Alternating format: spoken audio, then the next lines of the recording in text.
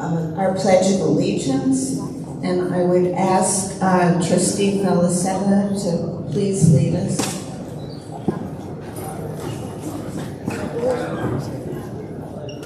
To the flag of the United States of America, and to the republic for which it stands, one nation, under God, indivisible, with liberty and justice for all.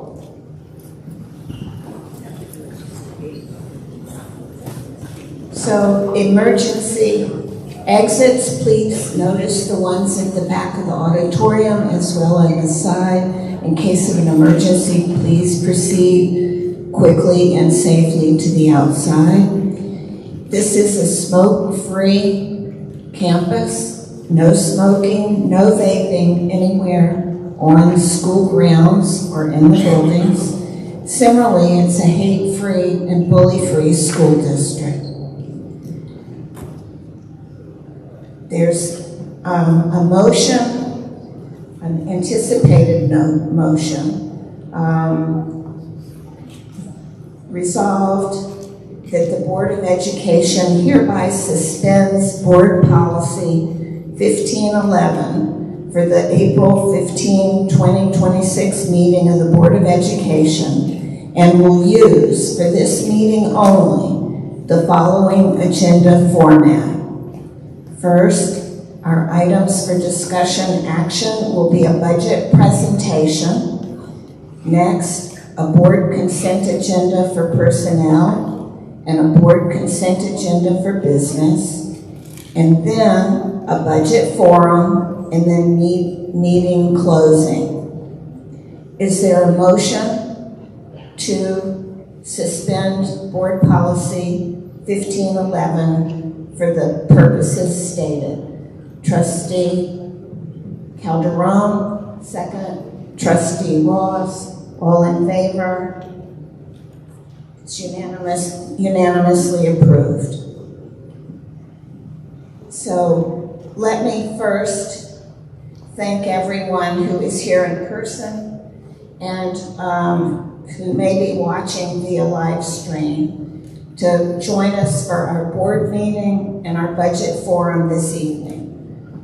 Board meetings are meetings of the board with the superintendent. They're held in public so that the public can watch the meeting and hear the deliberations. It is not a meeting with the public. Our meeting tonight is going to consist of two parts. First, the workshop meeting, which is for the purpose of the budget presentation and two business items. And the second part is a forum for public participation. Normally, when we have public participation, it's limited to comments from the public with no response and no interaction. The forum will be an opportunity for the public to ask questions with regard to the budget presentation that we're having tonight. The budget presentation itself, which is in the first part of the meeting, is for the board to question the business official and the superintendent with regard to the information being provided. So during the forum, we're hoping that people will have the opportunity to ask their questions about what they hear in the budget presentation, and those questions will be limited to this year's budget and the challenges faced in doing this budget process. I will remind, when we get to that portion, I will go over again with the public the fact that questions will be related to this year's budget and to the options being presented tonight. Any questions concerning individuals will not be considered, and that applies to both critical comments as well as to expressions of gratitude. And the questions about prior events that may have contributed to the district's current challenges will not be discussed this evening. Those issues are detailed in the report by the Office of State Controller and posted on the district's website. Tonight is about the proposed budget, and questions should remain focused on aspects of the budget, options for the district, and tax impacts of the different options presented. Inflammatory language will not be tolerated. Anyone engaging in this behavior will be asked to leave, but we do expect everyone to conduct themselves with civility and respect for others. Each individual wishing to ask a question or offer a comment will have 3 minutes to do so.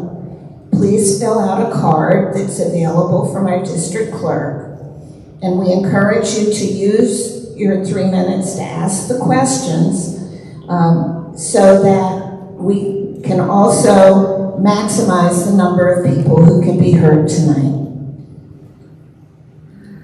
That takes us now to our budget presentation.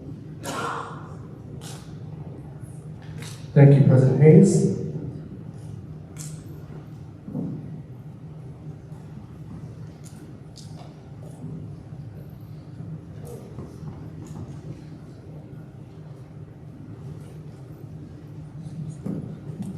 Thank you, Board of Education. First, I want to begin by thanking everyone who's come out tonight, and for those of you who are watching on live stream. I know this is a difficult moment for our community, and I understand that there's a great deal of frustration, anger, and concern in this room and at home. People care deeply about our schools, and that's very clear. Emotions are high because there's a great deal at stake. While we may not agree on every point, I hope we can move through this conversation in a way that's respectful, grounded in facts, and reflective of the kind of example we want to set for the 3,600 students who serve them. In moments like this, we have to rise above the noise, stay focused on the work in front of us, and keep our attention on what matters most, securing the future of our school community. I want to begin by first addressing the concern about transparency. We've been sharing information as it becomes available.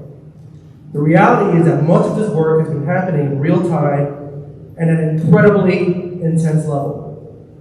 The recent release of the Controller's Report reflects the level of scrutiny surrounding this work and in many ways reinforces what we've already been communicating.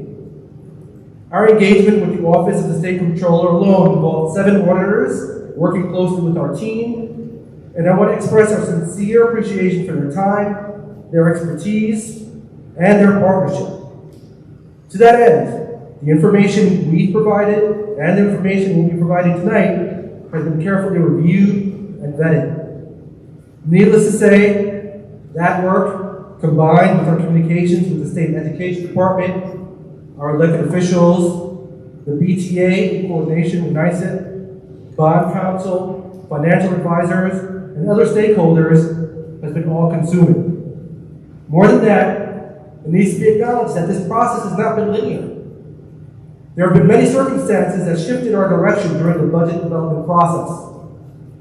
That includes our ongoing collaboration, again, with the State Education Department, our elected officials, BTA leadership, including Pat Brady, who's been advocating on behalf of the districts and serving as our liaison with NYSET, bond counsel, and other key stakeholders. Each of those conversations have informed our work and, at times, has required us to adjust course as new information and new realities emerged. This moment has also required us to look inward as an organization. We've made changes within the business office, not just in practice, but in leadership. We recruited John Belmonte to bring his experience and expertise in school finance to this work. Those steps were necessary to ensure that we're building a more accurate, accountable, and responsive financial system moving forward, and we've done that. It's important to remember that the budget development is a process. We've been presenting draft budgets every step of the way, draft 1, draft 2, draft 3, and tonight draft 4, not because we're uncertain, but because we're working in real time to respond to evolving information, external guidance, and the magnitude of the challenge in front of us. At the same time, it's been our responsibility to step back and fully understand how we got here. As outlined in our message and in the Controller's report, this situation didn't happen overnight. It's the result of years of compounding factors, structural imbalances tied to capital projects, decisions around tax levy limits, the use of one-time funding to support ongoing expenses, and cost pressures that weren't fully aligned with budget assumptions. And yes, the significant increases in the cost of operating school districts, particularly in the areas of employee benefits, specifically healthcare, transportation, and special education. Those conditions converged in the 24-25 fiscal year, resulting in a deficit that was identified after the close of that year, limiting our ability to take corrective action at that moment. Both the external audit and the Controller's report make clear that there were weaknesses in budgeting practices, forecasting, and monitoring that contributed to where we are today. That realization required us to make necessary changes in how the work is led and supported, including, again, the change in leadership within the business office and the recruitment of John Belmonte, whose experience has been critical in helping guide our recovery efforts. But just as important as understanding how we got here is what we're doing about it. That ultimately is what tonight is about. It's about the job at hand, and simply stated, it's about preserving our programs to best support our school community. We've taken significant steps to stabilize the district. We've implemented spending controls, made difficult staffing reductions, strengthened financial oversight, and partnered closely with the State Education Department and the Controller's Office to improve our processes and internal controls. The recommendations outlined in the Controller's report aren't theoretical. They're already being implemented and are reflected in the budget you're seeing tonight. Staff reductions are especially difficult, and we don't take them for granted. Our teachers in particular have been significantly impacted. Over the last year in the proposed budget, we're talking about a reduction of approximately 18% of our teaching staff, and that is not taken lightly. First consideration must always be given to the very human impact, not only on the individuals affected, but on the many lives touched, influenced, and inspired. These are people who have given of themselves to our students and our schools. At the same time, these reductions were approached in a way that sought to preserve our programs to the greatest extent possible, even in the face of extraordinary pressure. The same is true for our administrators.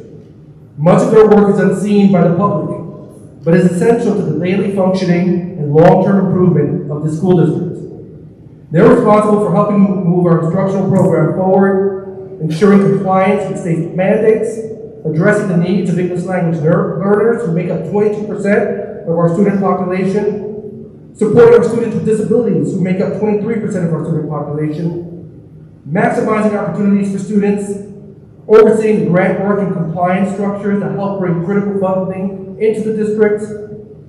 Even with a significant decline in enrollment, the complexity and work associated with operating a school district has only grown. And yet, we've reduced our administrative unit by 25%, leaving 18 administrators, 12 of whom are building administrators, to help lead a district with more than 700 employees and 3,600 students.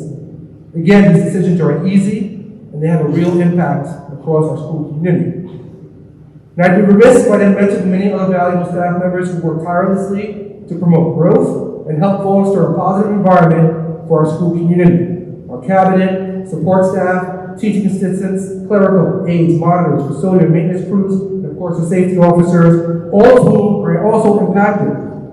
We've been making truly difficult decisions in the midst of incredible pressure.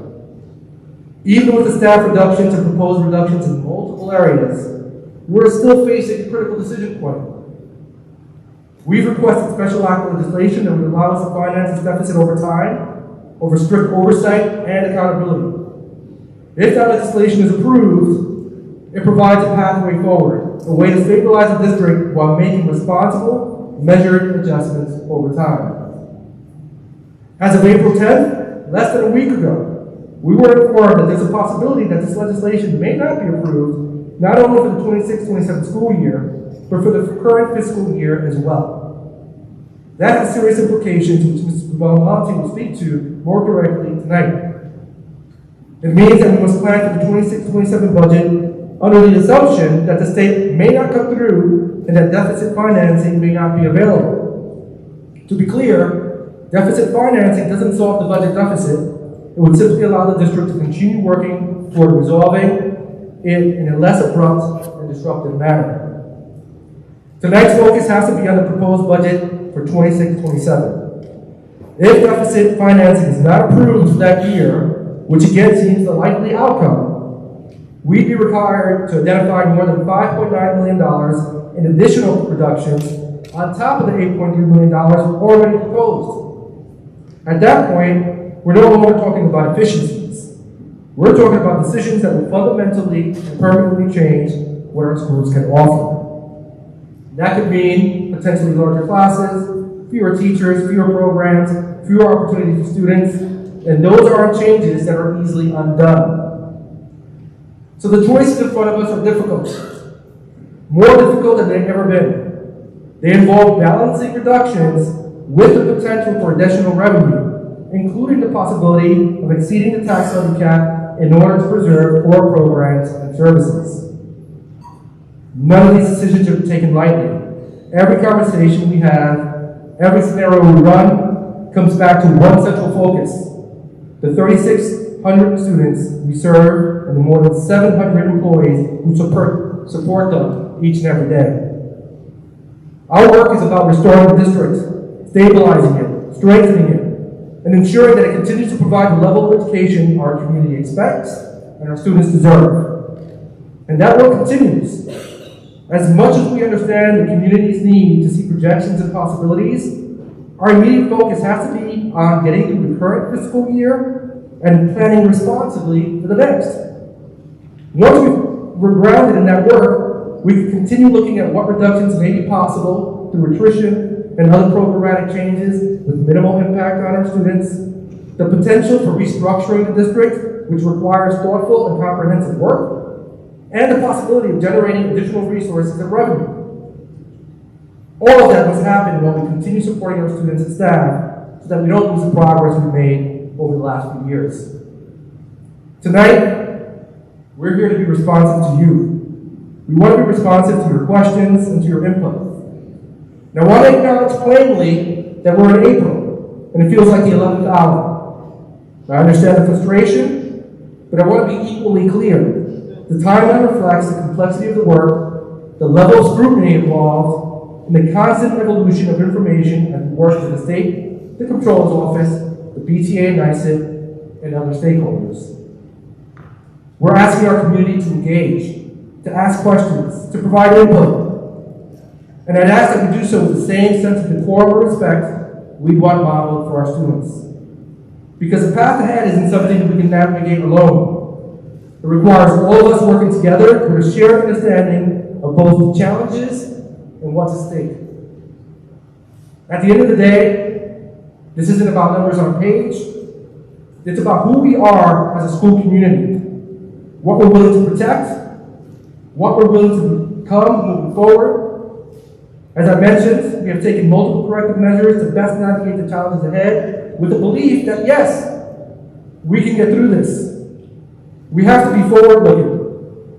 This has to be framed not as a calamity, but as an opportunity to rise up as a community for the sake of our children. And at this time, I'd like to introduce Mr. Belmonte, who will bring the board and the community up to speed with regard to the special act legislation, present draft 4 of the budget, and discuss options moving forward. Mr. Belmonte.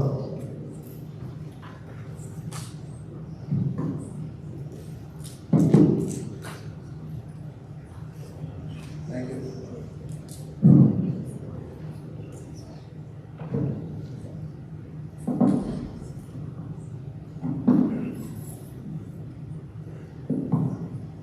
Good evening. Members of the Board of Education and the community.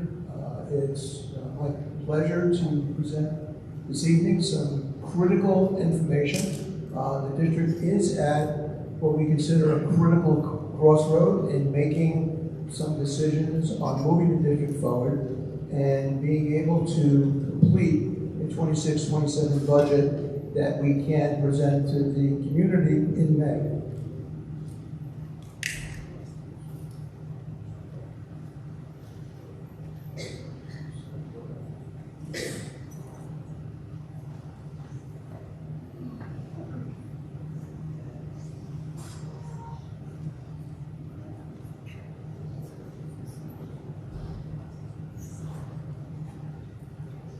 Thank you.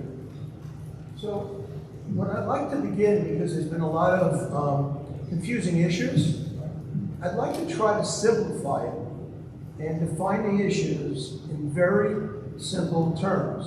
And what the problem is that the school district incurred beginning in 24-25 and carrying through 25-26 and into 26-27.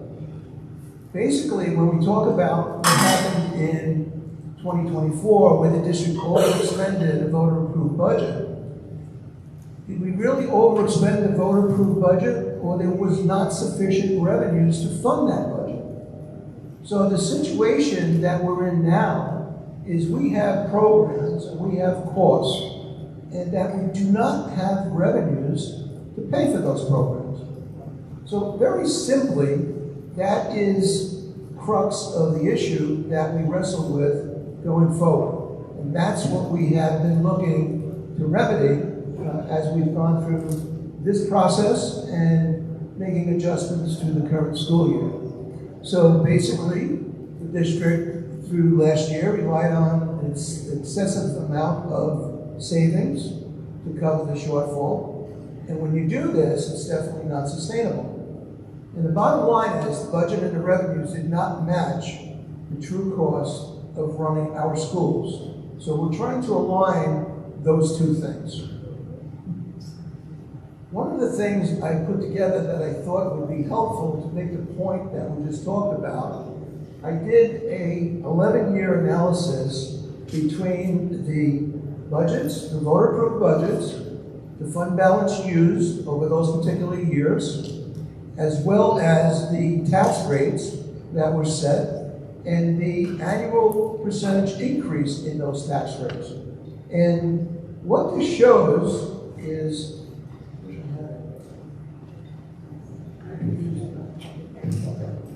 so what this basically shows us is that the years that go back to the beginning of 2015-16, you have a situation with rising costs when you look at the top of the blue budget lines.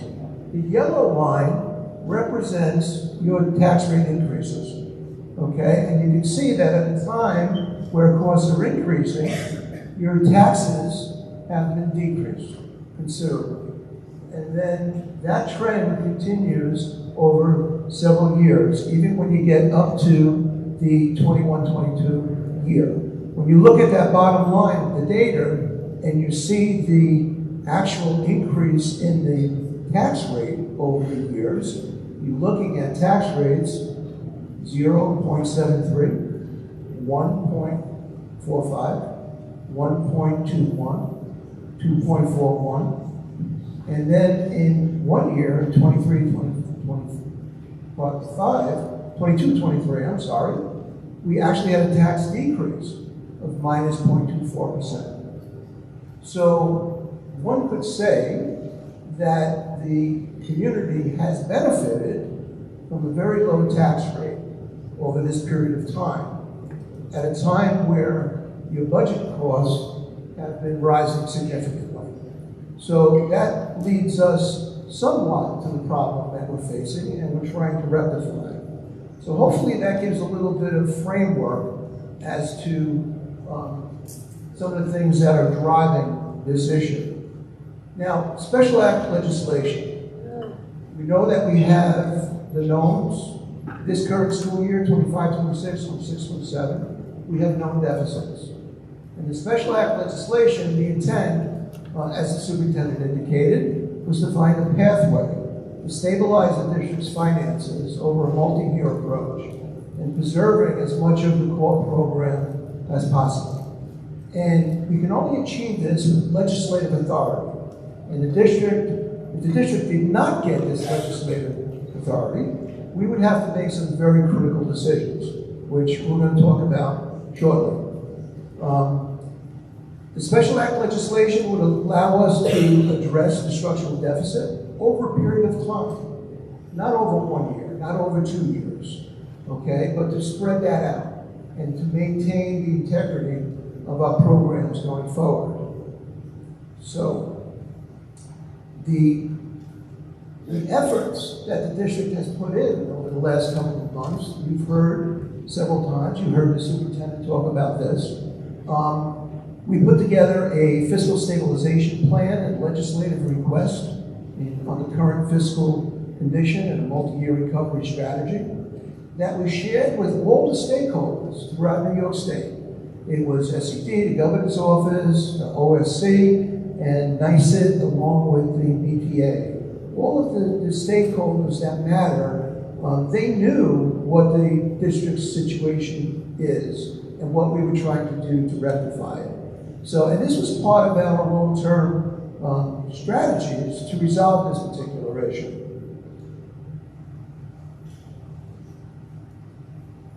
This particular slide defines this is a blueprint of 25-26 and 26-27 of what the established deficits are today.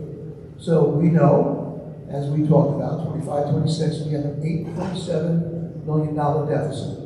26-27, we have a $5.9 million deficit.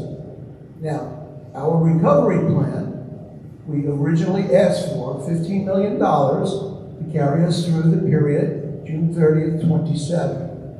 Okay, if this plan would have been enacted, we would have had the ability to borrow deficit bonds and spread it out over a period of time and resolve the deficit. And that would have resolved the problem. We would have had to pay the debt back, yes, but again, we could have done it over a period of time.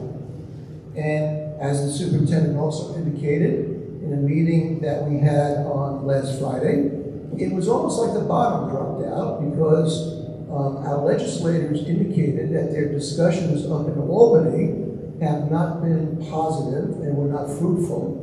And originally, the state had indicated that there would be little or no interest in giving us support in what they call the out year, which is 26-27, as we're building the 26-27 budget.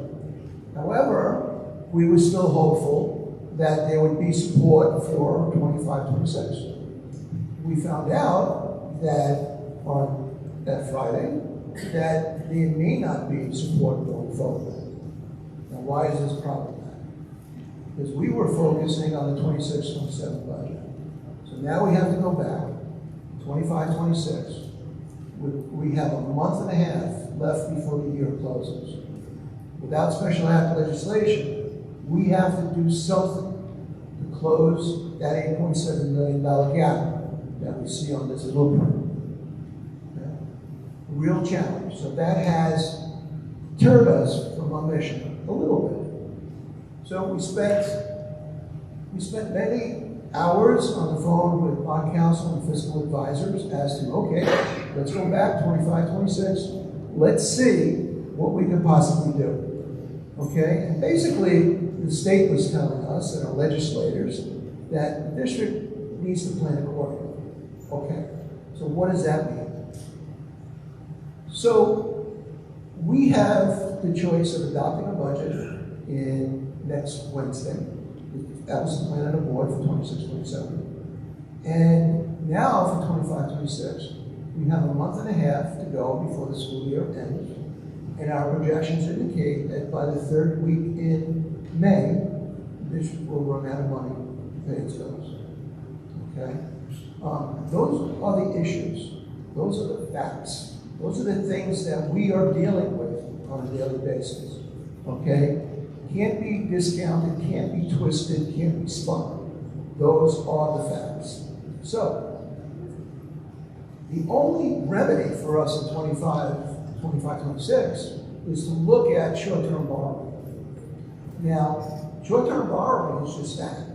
It allows you to borrow for a year, and unfortunately, in the second year, you have to pay it back.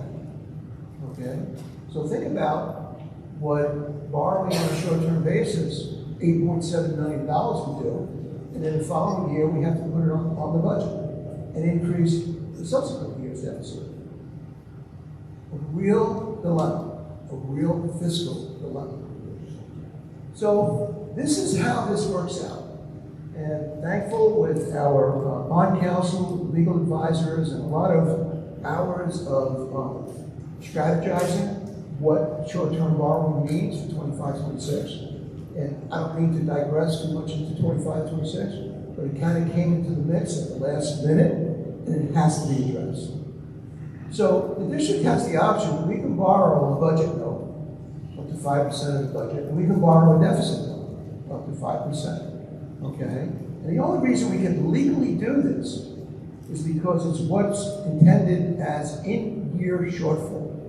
So 25-26, we know we have a deficit. We're in the year now. We can borrow short-term. That's great. Problem not solved. So if, on the timing, if we borrow after the adoption of the 26-27 budget, we're able to push the payment of the short-term debt to the end of the second year. So that may sound, but what it does. Okay. Better? Okay. So what it does is it takes that $8.7 million deficit that we have in 25-26, and in 26-27, we would only have to pay a little bit of interest on it, keeping in mind that we still have the 26-27 deficit to deal with. And it would move that 8.7 to 27-28 school year. It would kick the can down the road. Not the best fiscal position to be in, but lacking special act legislation, these will be the cards that the district gets dealt. Okay? It's not to say that we shouldn't actively lobby our legislators for this special act legislation. There is a possibility we can still get it at the end of the year, even if we put these balls in motion for short-term borrowing. And if we do, we just pay off the short-term borrowing and we move into long-term.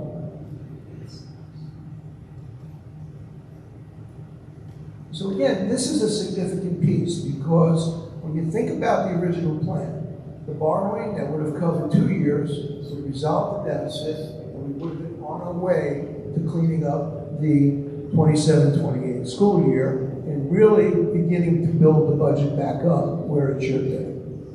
So that brings us, that's the dilemma for 25-26.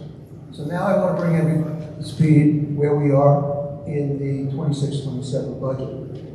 We spent a lot of time looking at this particular budget, analyzing many different aspects, and making reductions throughout. This draft 4 budget that we're presenting this evening, as of April 12th, carries is a $150.7 million budget. It's a $3.5 million spending increase, and it's at 2.43%. And you can see the areas where we have achieved significant savings. The area of salaries, again, because of the number of staff that we are reducing going forward. We have gone in, we have trimmed as much in supplies as we possibly could, just almost $750,000 in the area of supplies.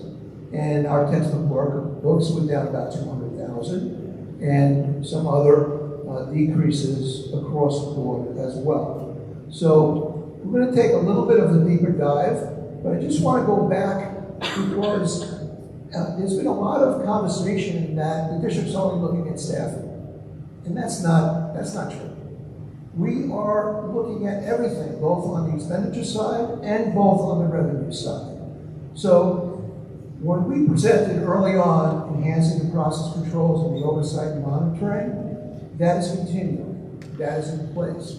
We're putting those controls in place as required to monitor the finances, to make sure that the budgets are not overspent, to make sure we're aware what the critical areas are. We have identified those particular items. And I think with I'm confident to say that with the conclusions that I have reached in my analysis, coupled with the support of the Comptroller's Office, coupled with the support of our external auditors, we're all on the same page. There's no surprises. We know where the problems are. We know what the issues are. We just now have to solve them and resolve them as a community. Because keep in mind, is what we're trying to put back together is the fiscal foundation that supports the educational programs here at South Country Schools. And without a solid, I've said this before, and this is absolutely true, without a solid fiscal foundation, you don't have an instructional program. There's nothing to support it. So this particular process from this point forward is critical. We've implemented mid-year reductions. We've taken the steps. We've reduced administrators. We've reduced costs. We've identified opportunities to enhance revenues. Some of the things that we have done, we've identified in the business office. There were several capital projects that have not been finalized with the state.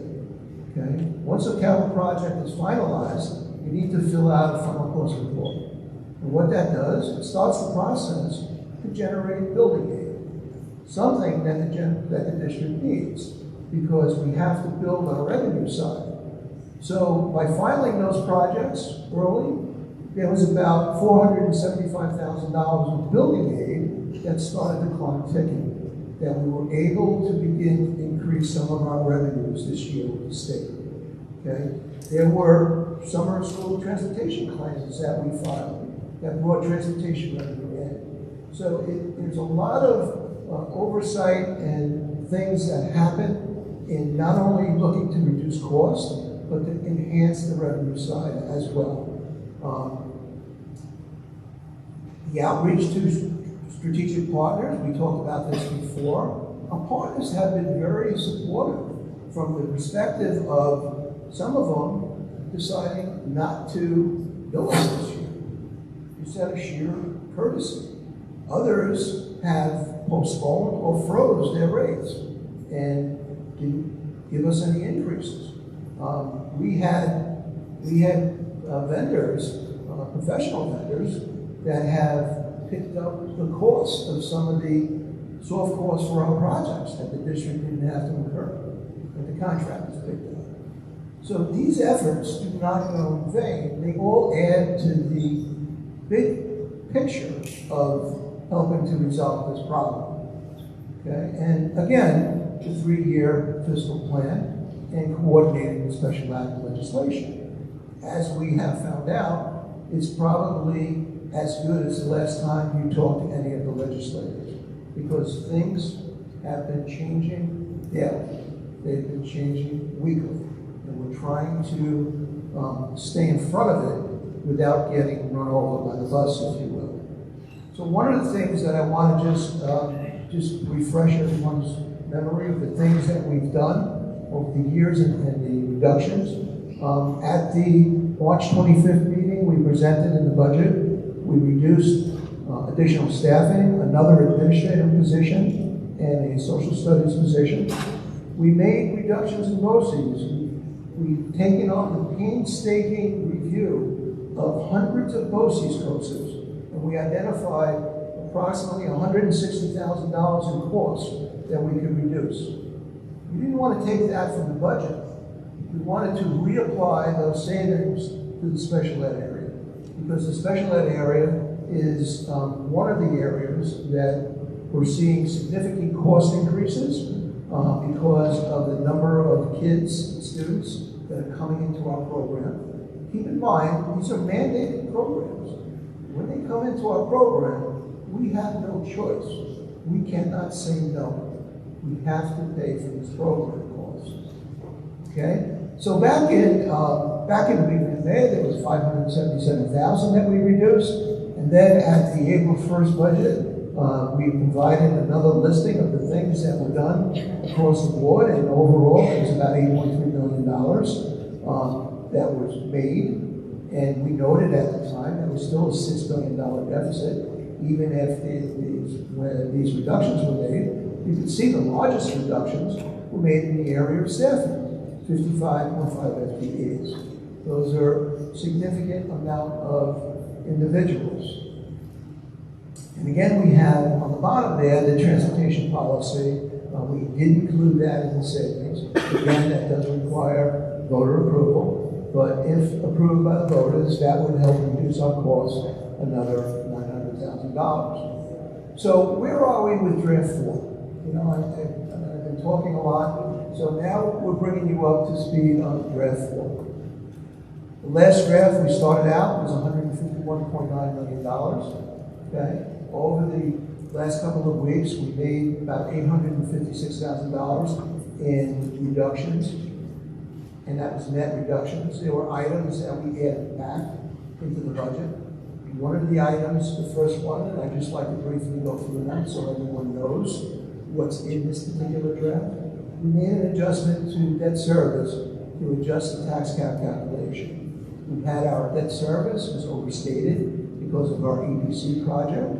So we had to remove $775,000 from our debt service line, and our cap percentage went from 6.51 to 5.52. However, conversely with that, when we did that, the $775,000 came out of the budget and reduced our expenses.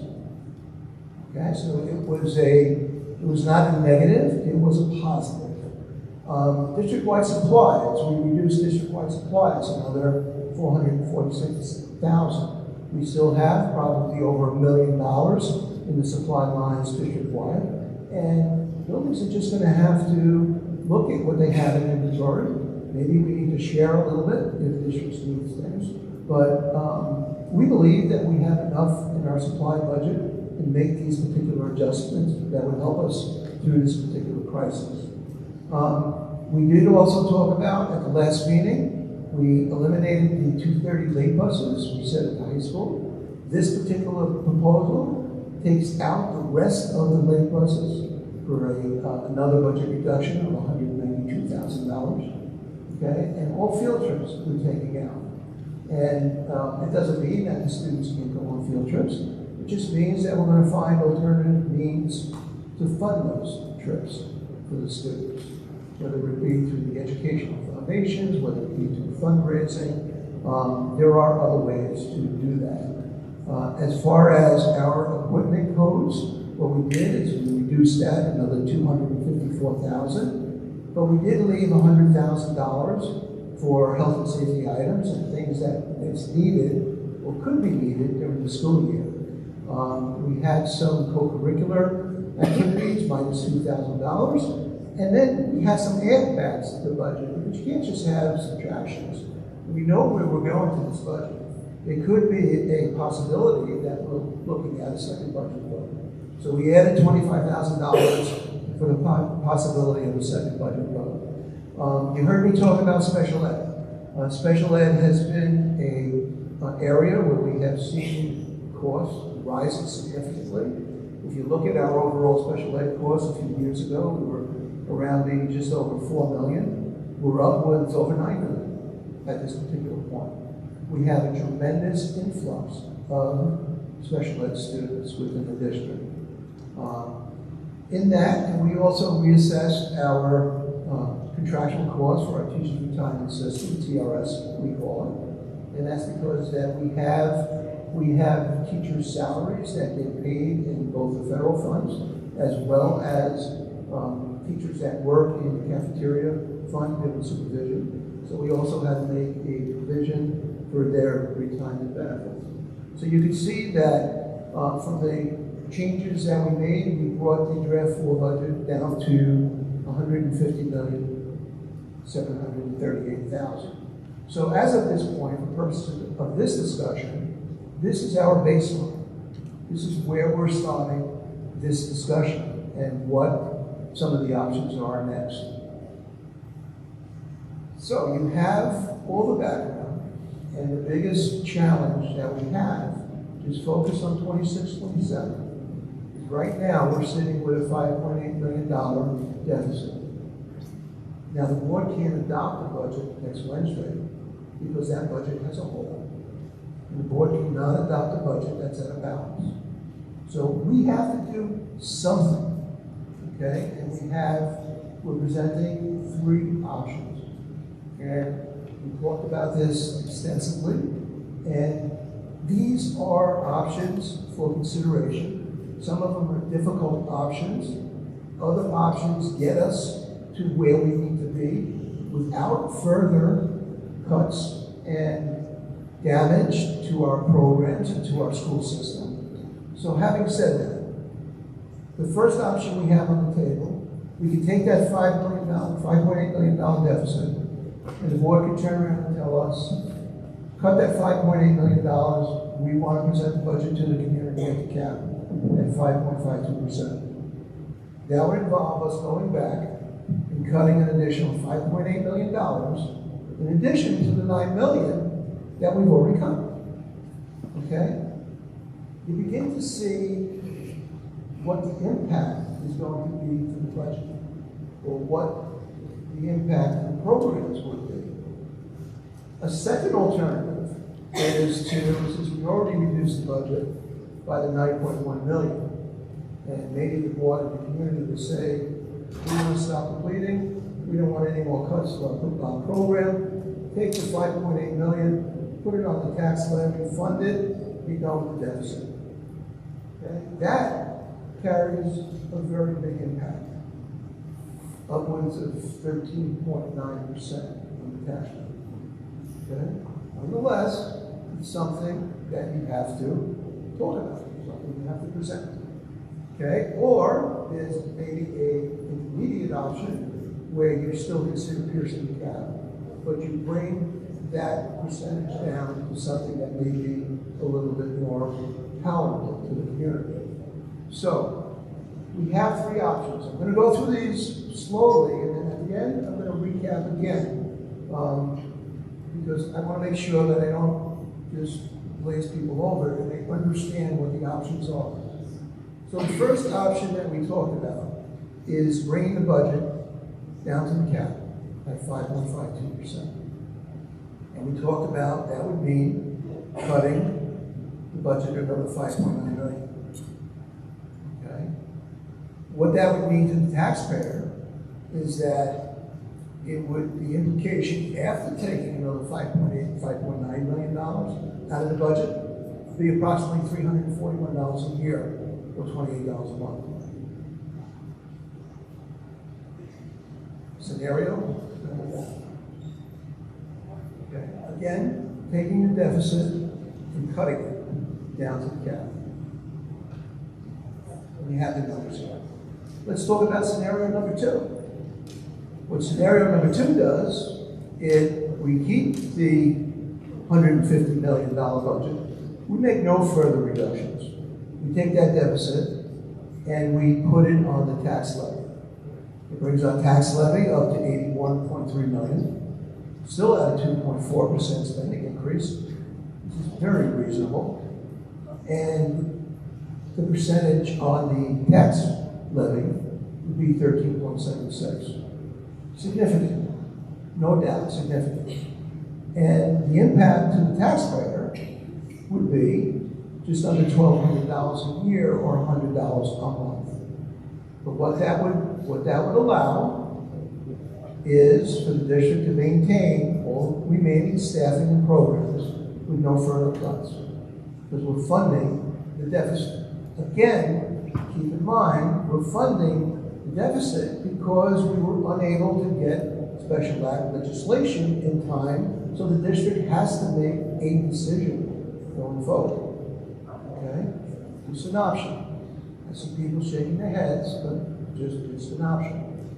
It's all up for discussion. So scenario number 3 takes a little bit of a more conservative approach, if you will, tries to find a happy medium between the 5.52 and the 13.7, is we look at a scenario if we went in and reduced the budget another $3 million. Still, we would be reducing the program $3 million. And what that would do, it would bring our budget-to-budget increase down to 0.39%, very low. But the tax levy cap percentage would be at 9.57. It would be under 10. And what would that mean for the taxpayer? It would mean that the cost is approximately $755 a year, or $62 a month. Okay?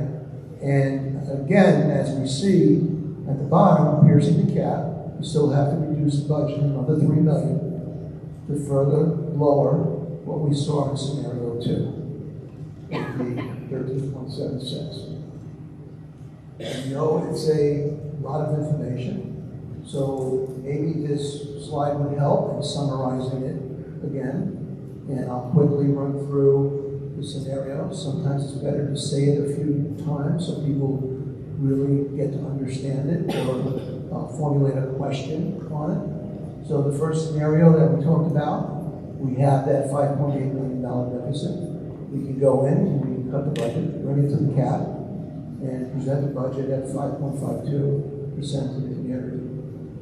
The second option was to take that deficit and fund it on the tax rate, not make any more cuts, just move on with our programs and our budgets and begin to rebuild the school district. Again, the impact to the tax levy, 13.7%. And the third option was more of a compromise position, someplace in the middle, where we would go back, have to cut another $3 million, not the most optimistic way to try to resolve this, and present a budget to the community at 9.57%. Now, those two options that we talked about, piercing the cap, the community probably knows it requires a 60% approval rate by the community. It's what's called a supermajority. Just moving to the cap or under only requires a 50% approval rate by the community. So as you can see, these are very difficult decisions that the district has to make in a very short period of time. Again, because the rationale being is next Wednesday, Board of Education has to adopt a budget. So people are probably saying, okay, so if you have to go back in and reduce spending, what would you be looking at? So what this slide does, it basically breaks down 4 categories: operations, programs, instructional impacts, and administration. And it puts on paper the items that we have been looking at. Okay, and just to go through them, the ones that we have already taken out of the budget, I put a little notation, like all field trips. All field trips came out in draft form of the budget that we just reviewed. So that's off the table. Equipment, we reduced that and we left $100,000 in the budget. Supplies, we reduced that by 400 and some odd thousand. There's still about $1 million worth of supplies left within the budget. Use of facilities. You have custodial costs, you have security costs. Those are things that you can always look at, because keep in mind, these things may not be popular, but in reality, if the district ends up on a contingency budget, all bets are off, because these are the things that normally come out of the budget. And I'll get to that a little bit towards the end to put this into a little bit more context, so everyone has a good idea of what the ramifications will be each step of the way. So when we look at transportation, we had discussions, possibility of maybe putting on another referendum and reducing transportation back to the state minimums 2-3 miles to walk. Do we like this recommendation? Absolutely not. It probably impacts over 1,500 students that wouldn't be able to have transportation back and forth to school. But nonetheless, it's one of the things that we talk about. Security. We have a very abundant security system. We want our schools to be safe. Nonetheless, is that an area that we can scale back? teacher coverages, and substitutes. These are costs that are basically needed. We put additional administration costs on there. You heard the superintendent, the number of administrators that were reduced. We also had the possibility to reduce assistant director of special ed, P&L, guidance, and technology, and reduce 4 more admin positions. When you get the program, we have about 20 TAs that are in our instructional classes. We look at that. We look at our Frankie Law curriculum, clubs and murals, and middle school and high school athletics. We look at our driver's ed. We look at our, the late buses were all cut up to in draft form. We look at our athletic training. For instructional impact, do we eliminate band, chorus, and orchestra? Under a contingency budget, we probably will.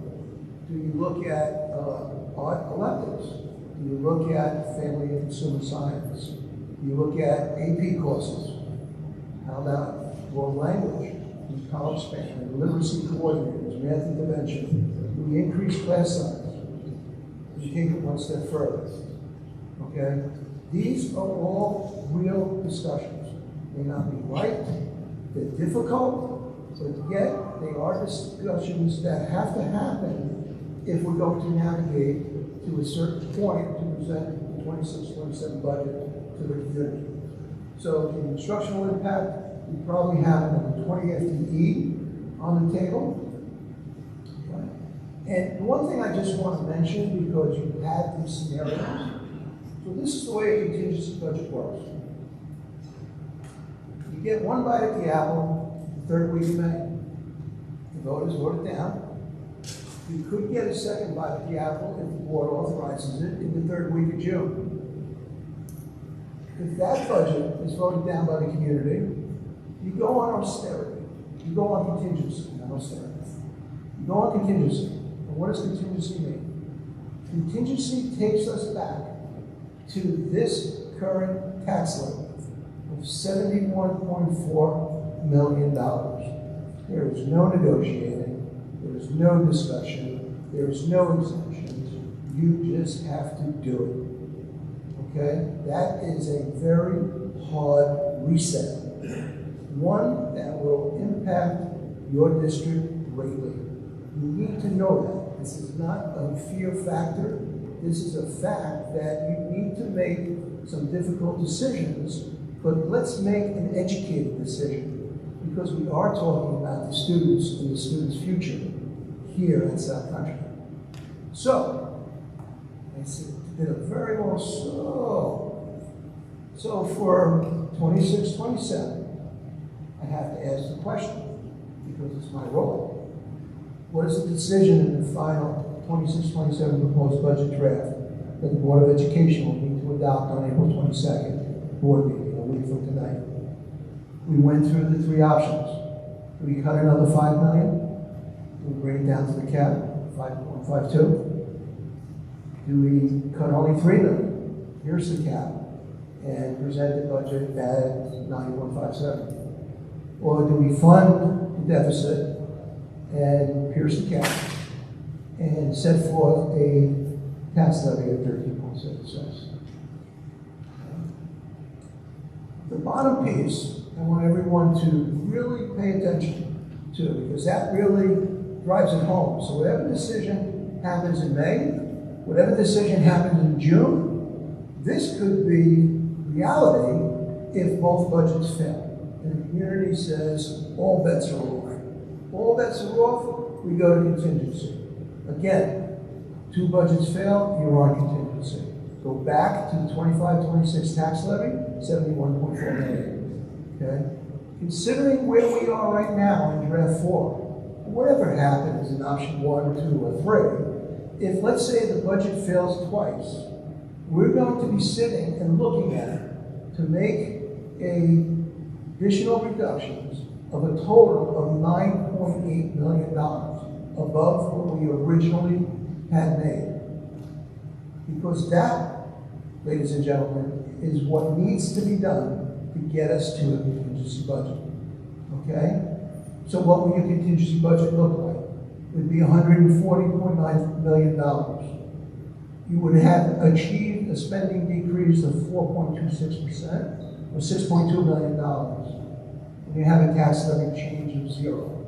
Which really means you ask yourself, when you make those $9.8 million reductions in your program, what is your program going to look like? Okay, that's a big number, considering the number of staff that we've already dealt with. So, as I said, that's all I got. I know it's a lot. Please don't shoot the messenger. I'm here, and my goal, my objective is to help the district navigate and fix this. And I do think it's fixable, but it really is up to the community. You have the options.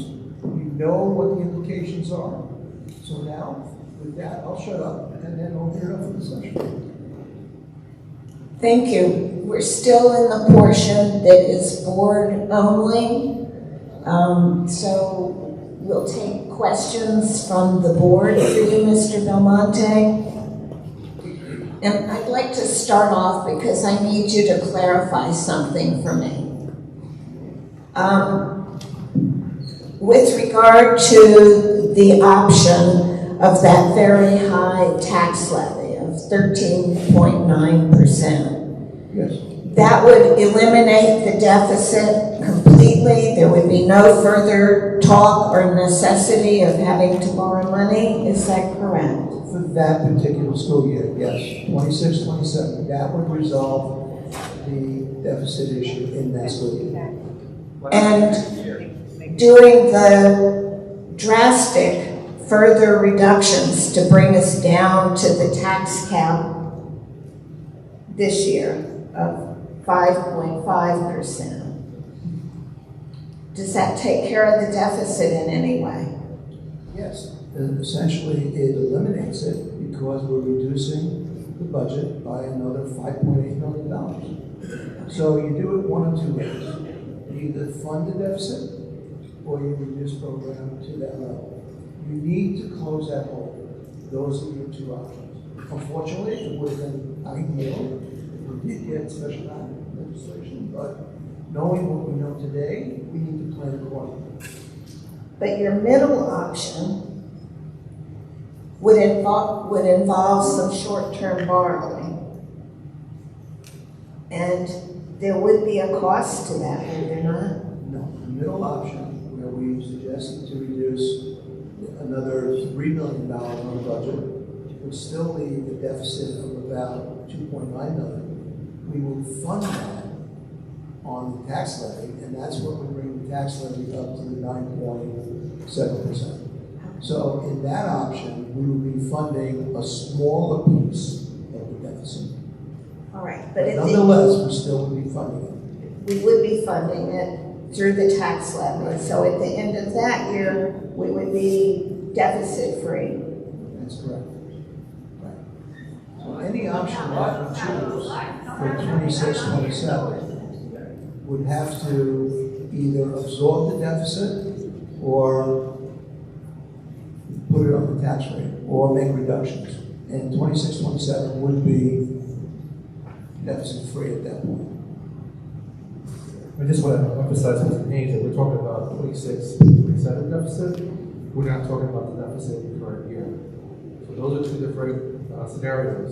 The deficit in the current year is $8.6 million. If we get special act legislation, we'd be able to finance over several years to sort of allow us some time to sort of make decisions to sort of address that deficit.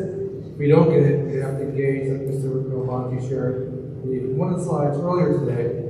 We would have to do short-term borrowing, which is a bond note or a deficit note, which will require us to pay it back in the 27-28 school year. The 26-27 school year, we pay only interest, but that full amount would be due in the 27-28 school year. So that's essentially just kicking the can down the road. So obviously, we're still lobbying for the special act legislation, which will allow some more grace for our ability to navigate that deficit. But tonight, really the emphasis, like I said, we're still lobbying the state legislators. We heard that there's a potential that governor's budget will be delayed even more, so we may not even know if it's a possibility in another few weeks. So that's why we have to plan for the event that it's not happening, both in the current year and in the next. But we really want to focus our discussion tonight, because in terms of the current school year, there is no option other than short-term borrowing to meet that's what's on the table. That's my miracle. We get word from the state legislator that our special legislation is in the government's budget, we'll be able to do it that way. For 26, 27, we have different options. Again, option one, go down to the cap, which requires another $5.8, almost $5.9 million in reductions. Go all the way up to 13.7, where we fund the entire deficit through the tax levy, or a compromise in between, which will call for additional $3 million in cuts and a tax levy that still pierces the cap, instead of 13.7% at 9.7%. I think what I was trying to get at is for the short-term borrowing that we're probably going to have to do if we don't get special legislation. That cost is built into the budget that you're presenting for 26, 27. Yes, there is interest cost that was originally built in anticipation of interest on special act deficit legislation. But we do have that covered, yes.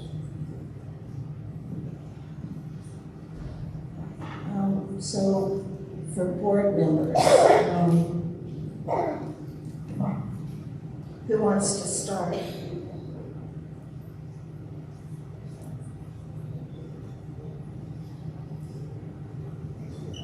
If nobody wants to start, I'll begin. I didn't know we were going to be so close with these questions. I don't know if I can do that. But it's not directed at you personally. To know where we're going, I think we have to know where we've been. And some of the difficulties in building a budget happens when you don't get all the information that you are asking for. For those who don't know me, my name is Cheryl Felice. I've been on the board for 9 years.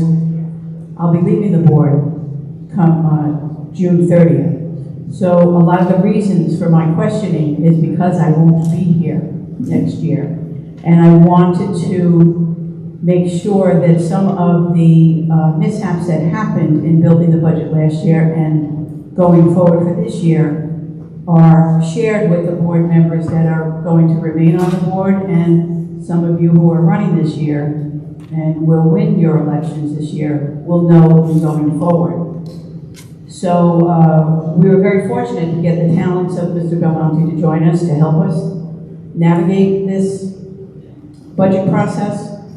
And so one of the some of my questions are not going to be questions; they're going to be statements.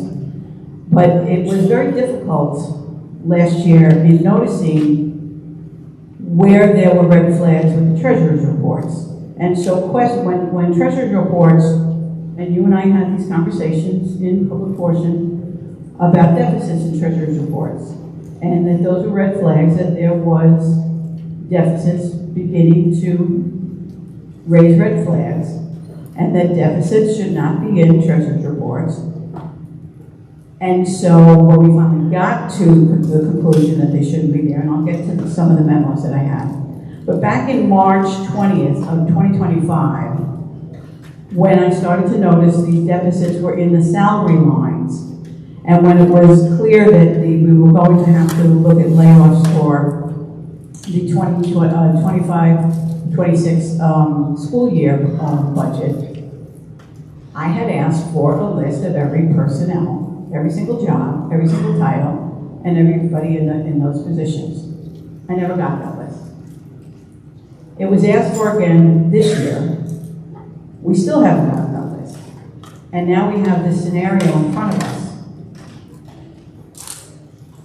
being asked to choose between 1, 2, and 3. We have layoffs that we're being asked to approve tonight. I still, for 2 years running, this board has not seen an entire list of every personnel that is in this district, and yet we're being asked to lay off 32, 33 people tonight, and more, possibly, before the end of the year. And so I will say again, as I did in previous board meetings, to Board of Education members, don't take no for an answer. Because this information is critical. It's a right of the Board of Education to have it, and constant denials ends up in situations like this. I'm told we're getting the information tomorrow. It is great. It's too little too late. So that's just one piece of information I wanted to share.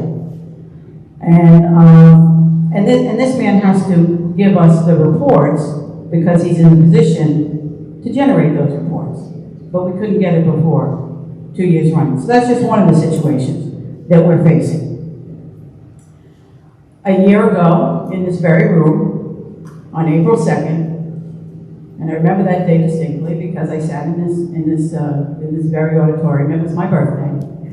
But we sat here, and one of our members who was facing excess at that time asked the superintendent to put down the camera and pick up a mirror.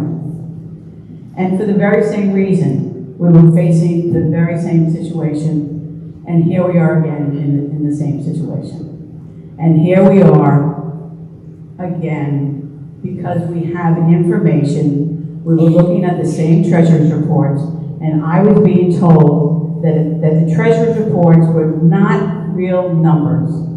They're just a budgetary tool. And over again, as I pointed out these deficits, I had other board members telling me that I was confusing numbers this year with numbers of next year. I knew exactly what I was looking at. And that the negative numbers didn't represent banking numbers. I knew exactly what I was looking at. And again, I tried to say— Madam President, can I have a point of order, please? In the world that I went to— Point of order. Point of order. What's your point? We're addressing the budget. It was my point of order. The question was, or the circumstances are open for questions for the 26-27 budget, for the matter going forward, not for us to make statements about things that have happened in the past. Or was it to find out what questions were asked last year about last year's budget? So this part is—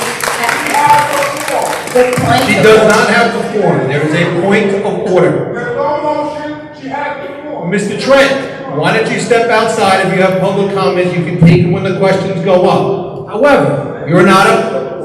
There's been a point of order made. This is supposed to be limited to questions about the budget right now. And I just need to make a comment because some of the things that you say, I understand it's your perspective, but I have a different experience, and some of the language that you're using, I think you're transposing deficit with the overspending of budget lines, but I'm putting that aside for now in order to have you get back to asking questions about the budget that's presented to us now, so that we can go ahead with this workshop meeting and get the information that we need. Good. Thank you, Madam President. The point I'm trying to make about the budget is that when these questions came up and they weren't verified, we had an additional problem because spending continued and we ended up with a bigger deficit. So I'll just go briefly through the memo. So I asked for information about the cost of a pickup truck, a brand new pickup truck that I saw, a brand new pickup truck with a plow on it. I asked for the cost of that. I asked for the cost of all the fleet that we had in the district. And I asked for the cost of a new courtyard that was built. I asked for the cost of all the overtime that was spent in the 24-25 budget. I asked for the cost of all the overtime in this year's budget and in the 25-26, and it wasn't provided to us. Yet we had identified cost overruns in the state controller's budget. I asked for a special meeting on the treasurer's report that was supposed to be provided for the new trustees in August of last year. That was never provided. Again, then I asked for if we were spending our money wisely on the energy performance contract, which was $8 million, and the legal fees that was associated with that. never got that information either. My point is, we kept spending and spending and spending, and now we have this budget that we have here. When Mr. Belmonte got here on October 22nd is when he finally verified that negative balances never should have been in the treasurer's report. And now here we are today, facing this Exactly. deficit. Here we are today, and that's why we need to address the budget. The point for next year. is, we're being asked to lay off again tonight, and we still don't have, this board has never seen the full complement of our personnel in this district, and we're being asked to lay off again. And now we're being asked to decide between a budget in less than a week, in exactly a week, on what we're supposed to hand out to this public on what is going to be best for this district. So the personnel list that we're being promised for tomorrow, I hope he can get it to us. I hope he has the time to get it to us. Well, let me make a comment. Make a little comment. Every employee of this district's salary is online. And available public. It's on Seafood New York, it's publicly available. We shouldn't have to do It that. doesn't matter, but like the point is, like you make it sound like the administration, there's nothing that's brought up that we have to be given. I'm sorry, I don't understand what you're saying. It doesn't matter, you know what, we're here, we waste time. Okay, The point was, for this meeting, so everybody understands, the point of this meeting was to hear from you. And I think that's what my frustration is. I don't know what you have to say. Quick, speak into the microphone, kids. The point of this meeting was to hear from you. No. That's all I'm getting. That's what the frustration is. Everything that's here that's being discussed, we've seen, we've talked about. It's time to hear from you. So I don't understand why we're talking. we hope I'd like this is an opportunity for the board to ask questions about the presentation. Spent 2.5 hours talking about the president. Okay, so, I just want to make one quick comment about it. So basically, we need to see individuals' named salaries. What we provided was a total amount of each collective bargaining unit and what that amount was in terms of the budget and how much needs to be reduced. When we reduce staff, reductions are made based on seniority. So the names, aside from the value that those people have, become inconsequential in terms of the way reductions work. So we did provide the total cost of each collective bargaining unit in terms of the salary expenditures.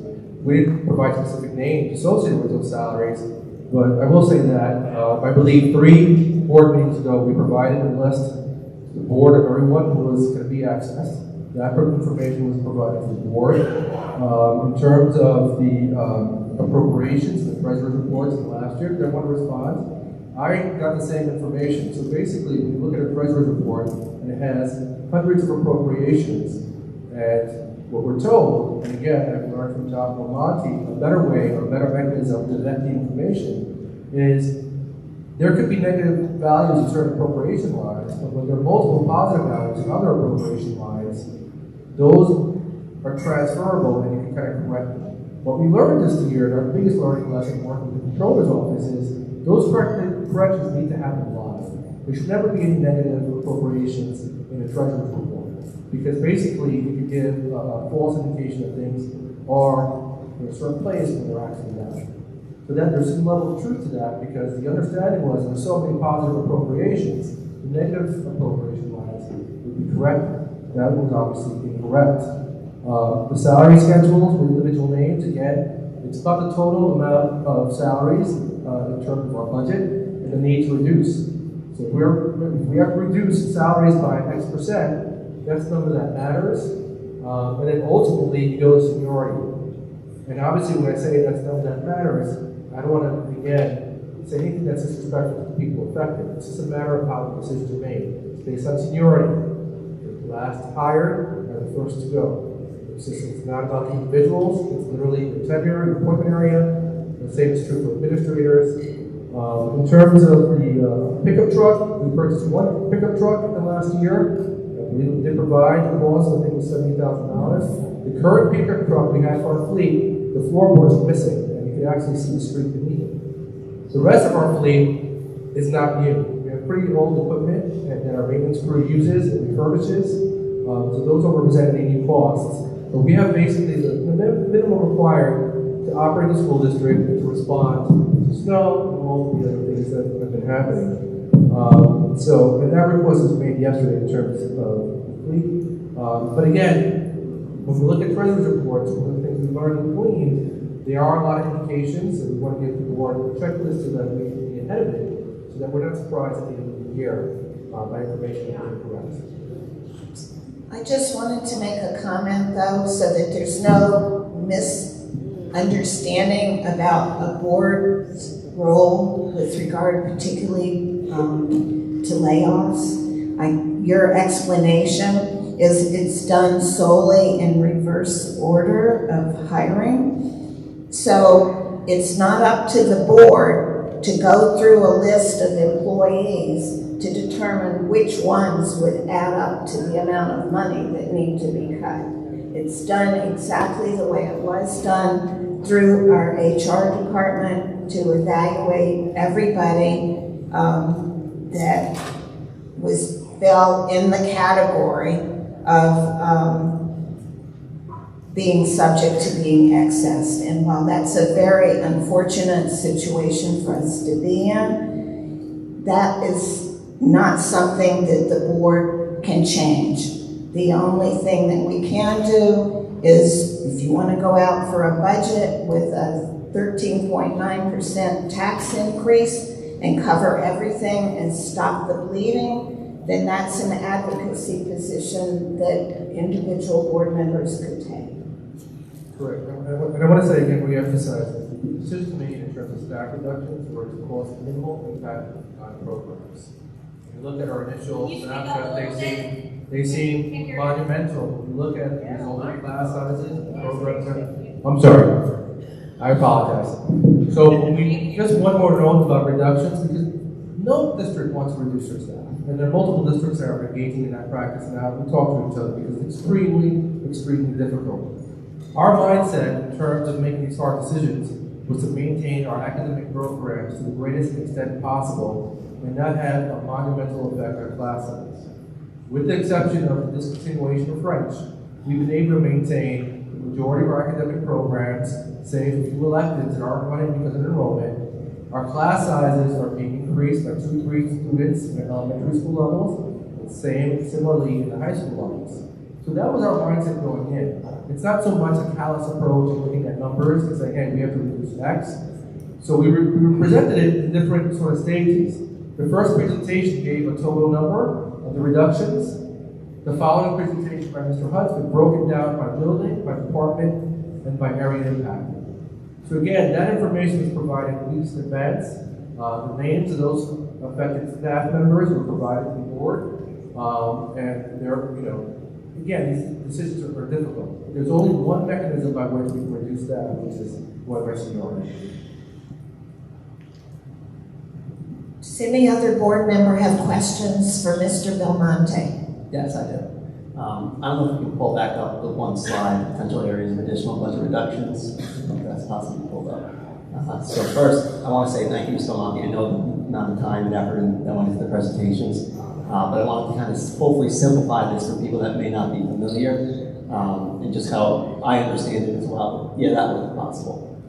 So my understanding is, if we go out at 13.76, this list does not get touched at all.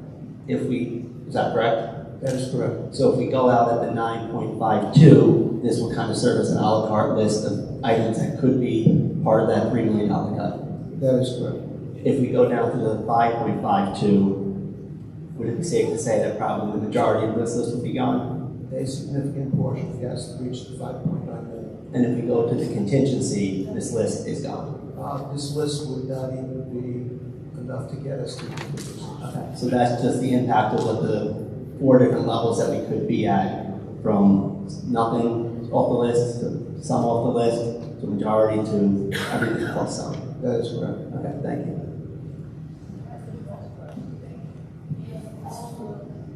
Any other questions? No questions. So we'll move on to the second part of our meeting. which will be the public participation part. I'm sorry. We're going down now to, yeah, hold on, I've got it now. We've got business consent agenda. We have two consent items that we have to do. Business consent agenda, D. Personnel. D is personnel, Right. not business. So we're breaking that down into two sections. Right, the board consent agenda for personnel. Okay, first, you'll make the recommendation to take care of The that. administration recommends approval of personnel items reflected in schedules D1 through D14. Is there a motion to approve D1 through D14? Is there a motion, Trustee Ross? Trustee Puccini, second. All in favor? Let's see, that looks like 6 in favor. Is there a no vote? 1 no? The motion carries. The administration recommends approval of personnel items reflected in schedules D15 and through D18. Wait, hold on. D15 to the personnel agenda. I know, but I just had to refresh it.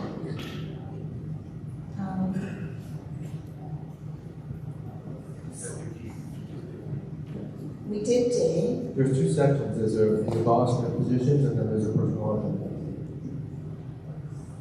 You're saying 15 and 17, 1 and 14. So now, well, then it would just be D14, right?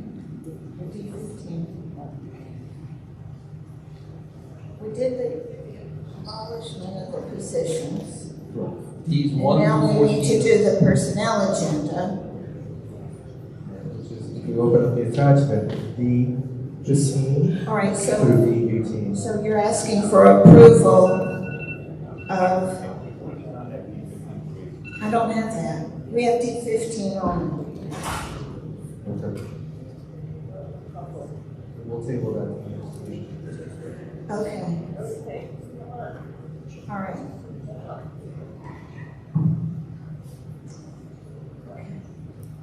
So do you want to go down now to E, which is the board consent agenda for business? Yes, the administration recommends the approval of business items reflected in schedules E1.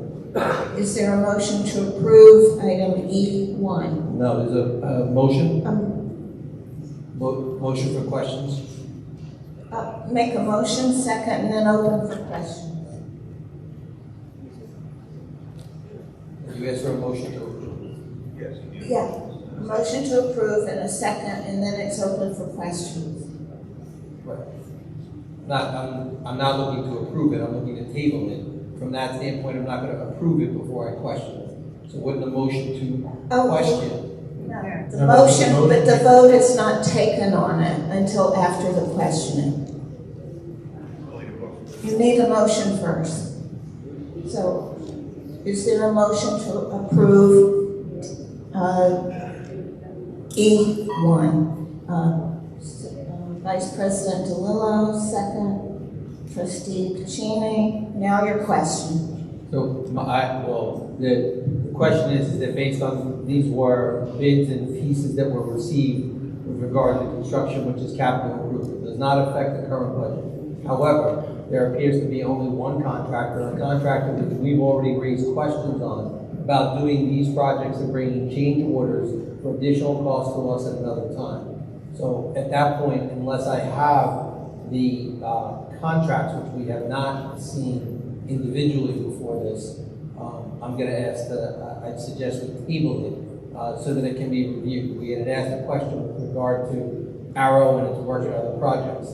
There's also the other issues that are brought up for site work, and then given the disparity between some of the other project cost numbers, raises some questions.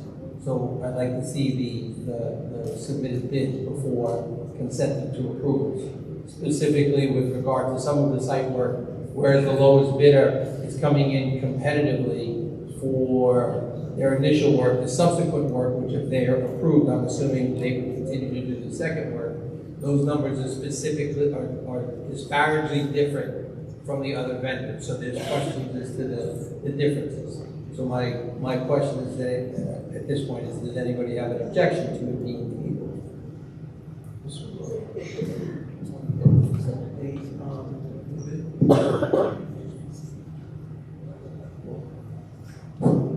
The bid results are in the packet. No, I understand the bid results are there. And the bid results also will deal with the Arrow Steel windows. Correct. Arrow Steel windows is the only winner on the bid because unknowns, based on what we've been provided, as we've been provided by the architect, it just says that one bid has been removed, therefore Arrow is the only one. I have a concern there because Arrow, who was the vendor who has previously provided window services to us, there was questions raised about them asking for additional monies, specifically towards asbestos, with regard to our buildings, and how that was unusual given the age of our buildings. At this point, without the supporting material, I would ask to see their bid contract and what's involved in that. They came back to us on other times asking us for additional funds for circumstances we believe they should have been aware of. I'm now airing out and I'm going down a whole list of items. I understand what's been recommended. However, they're the only ones left standing. I don't want to be holding another bill, which I believe last time was in excess of $100,000 for asbestos abatement. I understand your concern. When these bids were received, we did have two vendors. When the district does their due diligence to evaluate the particular vendors, the first vendor, based on our due diligence, did not submit a complete bid. There were items that were left out of his bid. So the process is that we always sit with the low bidder, we review their submittal, and we give the vendor the opportunity to acknowledge the fact and to make sure that they did what was in the bid spec. And this particular vendor did not, and they submitted a letter to appropriately to withdraw their bid. So then I may... So we're left with we go to the second vendor that submitted the bid, and that happened to be Arrow. So and then I may have asked the question poorly.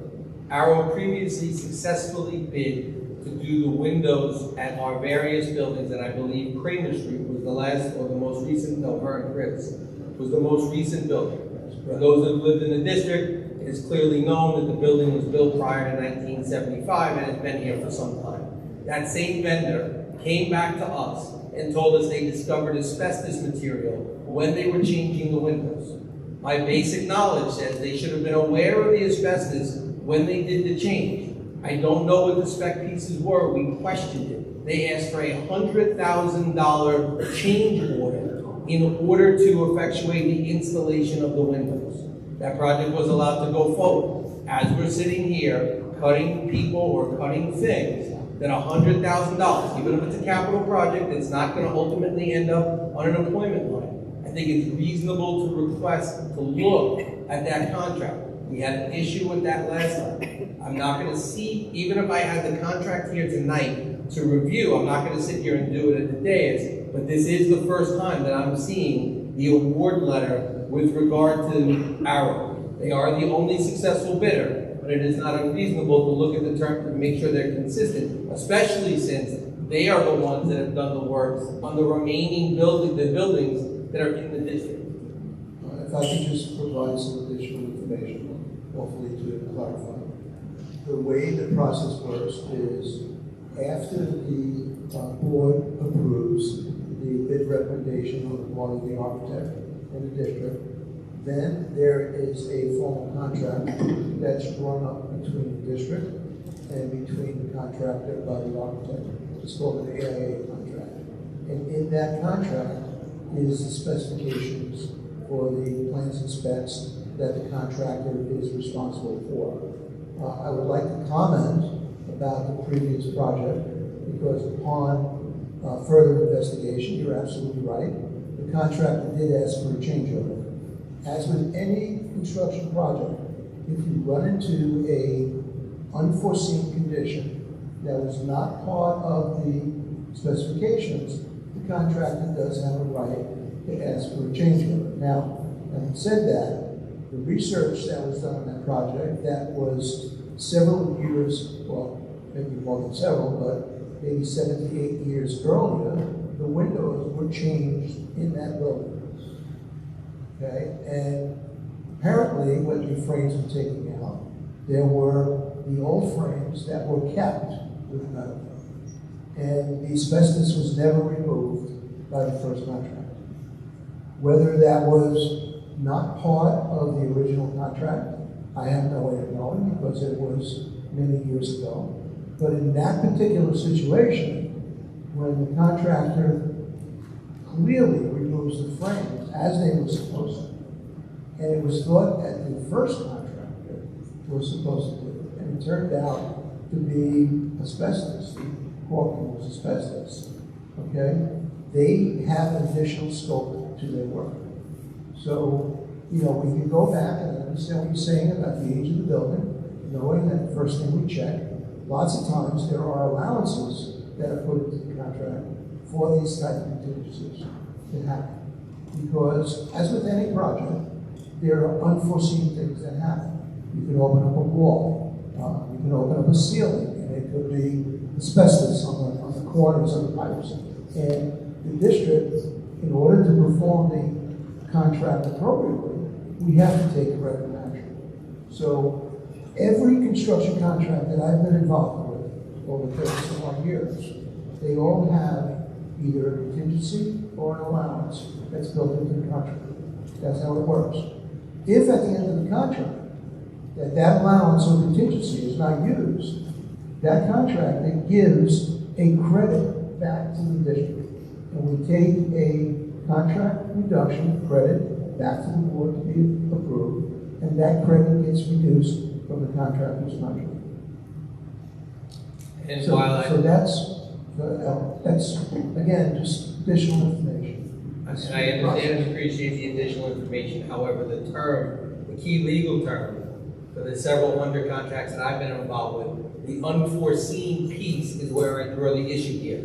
The contractor has done Fritz, they've done Kramer Street, they've done the middle school. They actually have hands-on experience inside of our district. For them to bid or do what they did, I have questions. From that standpoint, before we spend the money, as we're talking about saving dollars and working efficiently, it's not unreasonable for us to take a look, especially in the same, for that matter, take multiple looks. If we look now, maybe we correct a comment or an issue that does with the contract being created at a later date. From that standpoint, and I understand while practice was done before, status quo isn't acceptable to not look at it simply because status quo is what carries forward. We're going to keep doing the same thing. So I'm looking at the numbers, I'm at least raising a question. I think it's reasonable to take at least 7 days to take a look at that from that end. If I'm alone, I'm alone, but I'm going to raise my voice. From that standpoint, I'm asking or suggesting to the board that continue. What would you like to say? I just have one question. This is capital projects money. We can't move this into general fund for teachers, right? That is absolutely correct. It's unfortunate because I'd like to see us be able to do that. So since we can, I'd like to move the motion and just take the vote on the project. All right. The motion was made and seconded. My motion was to table. So you've got a motion to table it? Can I just ask a question to Mr. Belmonte? Is there an urgency to the vote tonight, or could it be tabled for 7 days till next week? I don't think next week is going to delay. The issue we have with these projects is lead time. We're running into getting close to the summer. Contractors usually get all their work scheduled over the summer months when school is not in session.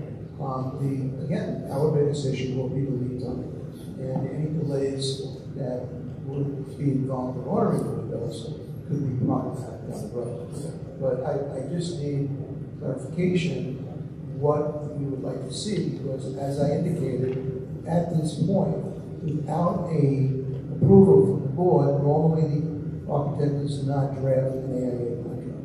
And you suggest that you would like to see a draft AIA contract. No, at this point, I'm asking to see the RFP as well as their You want to submitted see bid. it? And their submitted bid. Okay. So your motion is to table. Yes. We can fine.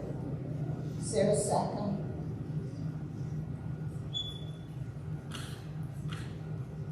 That motion fails. We're back to the main motion to approve the item. It was motion made, seconded. All in favor? 6 in favor. Any opposed? 1 opposition. The motion carries. And now, I think we can go back. Can everybody refresh? Go back on the personnel items. And look at item item 15. It opens up. Go to join. That shows item, it's D15. The problem is what's on the agenda doesn't match what's on the Yeah. agenda as far as numbers, so that's gotta be changed. So that vote doesn't mean anything because none of those numbers correlate with the impact. All right, so we have to correct that. New motion for D15 through D18. Right, that was what I was getting to. But the first motion was for nothing. There was nothing in those numbers. There is nothing on the agenda. Actually, there was. Not Because there it's, yet. So if you look at the agenda and under D, board consent agenda personnel, 1 through 14 is the abolishment of positions per department. That's what we voted on. There's 2 things that need to happen. First, you abolish the positions, and then you access the staff. Okay. So item 15, personnel agenda, when you open it up, that includes numbers 15 through 18. No, absolutely not. It's a 2-step process. It's procedural. Abolishing the positions, and then the accessing. Could the you second just part. clarify the numbers that we voted on first, please? D 1 to 14. If you look on your agenda, it says abolishment of position art, elementary, etc.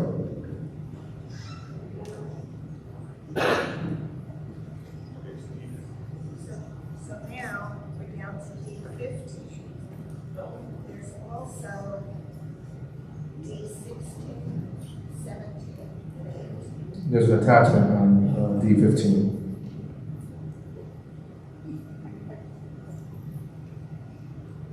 But your recommendation is for all of those, D15 D18 or D15 separate. Yeah.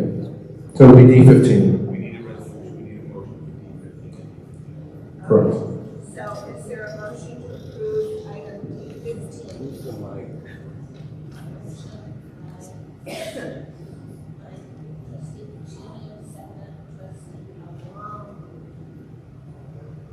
Questions? D15, questions? All in favor? Just D15. D15. All in favor, C5? Any opposed? Opposed? One opposed? Any abstention? One abstention. The D15 is approved. Now D16, 17, 18. We'll table that to next week since it's not reflected on the agenda. Alright. So now we completed the business items. And we're going to start the forum. Anybody who wants to ask a question, please wait. Did you actually hear me without this? We're starting the the budget forum. Anyone who wants to ask a question, please be sure you've submitted a card to our district clerk. The questions must relate directly to the 26-27 budget and the options that were presented tonight. There will be no questions regarding individuals, and the questions we're going to require and expect civility and good conduct, the kind of conduct that we would like to see in our classrooms as well. So anybody who needs to fill out a card, please do it. I think our district clerk will be you'll be calling up the speakers. You'll have 3 minutes to ask your questions, and then we will have an opportunity to respond to those. So, can you start by calling Mark Boyle? There's a microphone over here on the, to your left. That on here was on that.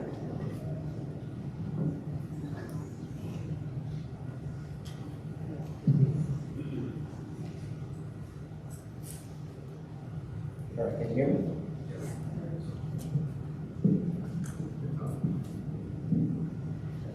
Okay. So Mr. Felton, you actually asked the questions I wanted to ask. I saw some pretty difficult things to digest on that list, and from my feelings of just looking at what's on social media, seeing what people are talking about in the public, I don't have a good feeling about any budget passing. So what I'm thinking is, we're going to see all those things, or most of those things being cut. My question is there a hierarchy as in terms of what is going to get cut first? Because I see like positions on there, like directors and things like that, then I see things like AP classrooms and music programs, pretty much everything that makes the school. Is there a hierarchy in terms of what gets cut first? And it wasn't on there, I guess I'll revisit the administrative positions, the directors.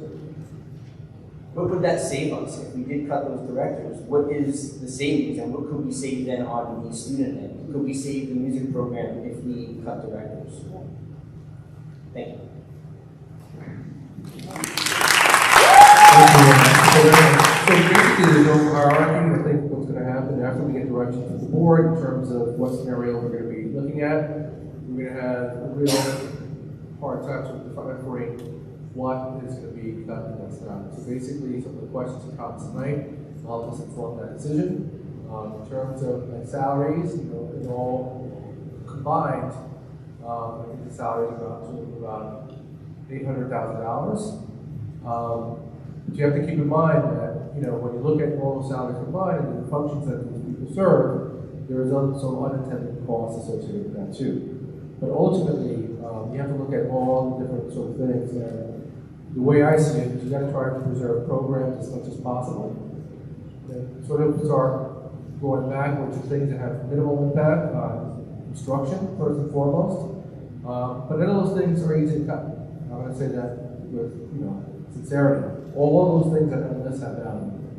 From our administrators to literacy coordinators, to our extracurricular activities, to athletics, to music. And one of the most difficult tasks that we have is, depending on what your experience is with your children, it's going to be difficult for you to say, well, I'd rather have a music program because my child's a three-season athlete, and vice versa. If your child is benefiting from a music program, it's been wonderful. You're going to say, well, maybe we cut one of the sort of elements in athletics. So it's really going to be like really difficult to go through this, and we're going to call upon our administrative team, stakeholders to kind of go over this because we have to make these decisions fairly quickly.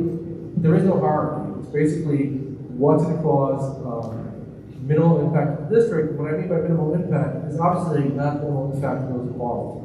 Because again, if you're a student and enjoys our music program, and we decide to cut music programs at any level, whether it's just freshman along, middle school, or even high school, it's going to impact all those kids participating. we cut any level of athletics, whether it's at the middle school, just JV sports, for example, it's going to impact all those kids and families. So it's really difficult. And that's why we wanted to propose different scenarios, because $3 million worth of cuts is different than obviously $6 million worth of cuts. And contingency would just sort of obliterate most of the programs. I don't know if you want to add anything to that.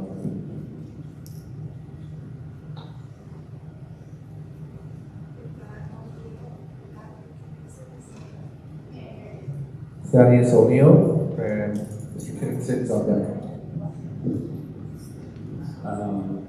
It's kind of ridiculous, these rhetorical sort of generalizations, minimal impact. Like, we shouldn't have to choose between sports and music. So, yeah, I have a lot of questions, and I have some reflections on the recent news day that just came out. So, are kids worthy of an education, of happiness, of success, of a future? We are the lowest, and this is a reminder, we've heard this before many times. We're the lowest performing district on Long Island. We are in need of more help, more opportunity, more investment, not less. So anything less than that is not enough, and it's not a solution. I'm going to state some obvious things, because the obvious continues to elude this administration. Our teachers, and by extension our children, are not means to an end. They are not expendable line items to balance your budget. The budget exists for them. They are ends in themselves. The budget is the means. Our educators are the mission. And yet, through no fault of their own, our teachers and our children are the ones now suffering. Newsday reported this morning that the State Comptroller's Office found this district repeatedly underestimated its expenses, relied on more than $8 million in non-recurring pandemic relief to pay for recurring programming and staffing costs, and overspent its 24-25 budget by $3.5 million. It's actually a lot more than that. It's $16 million, because we took $13 million out of our reserves, which is absolutely ridiculous. That is a failure of administration, not of classroom teachers, not of stretch programs, not the children sitting in those seats. So stop disingenuously telling us that these cuts don't further disadvantage our children. The damage is not abstract, it is specific, it is personal. My son was in the recent Moana production, in this very school, in that very stage, right behind you. It is customary, it has always been customary, that the elementary schools, the 3 that we have, bus in to see the show, to be inspired by their older peers, to plant a seed. My daughter is 6 years old at Brookhaven Elementary, a few miles down the road from here. She should have been in that audience. She wasn't, because this district couldn't afford the bus. That's pathetic. How many children in those elementary schools would have been ignited by that experience and chosen to get involved in theater when they got older? We will never know. You took that from them. And with these cuts, there won't even be a theater programming period, full stop, gone. These are not line items, these are moments, and once they're gone, they do not come back. This is a moral imposition, and frankly, it is a contractual one too. It is the superintendent and his administration's job to balance this budget. It is the board's job to hold the administration accountable to that task, or find another solution. So far, your presentations to this community have been pervaded by what Voltaire's Candide would call the mania for insisting that all is well, when all is by no means well. Tonight it is not well. Tonight it was all is not well, and it's not our fault. Too little, too late indeed, Cheryl. You're right. This is not the best of all possible worlds, but we are here tonight rightfully fighting for it. Our trust in this administration has been shattered, but our conviction in this community, in our teachers, in our children, is steadfast. We must cultivate our garden, not rip it out by the roots. You have proven you cannot solve this problem in a reasonable way. So who will?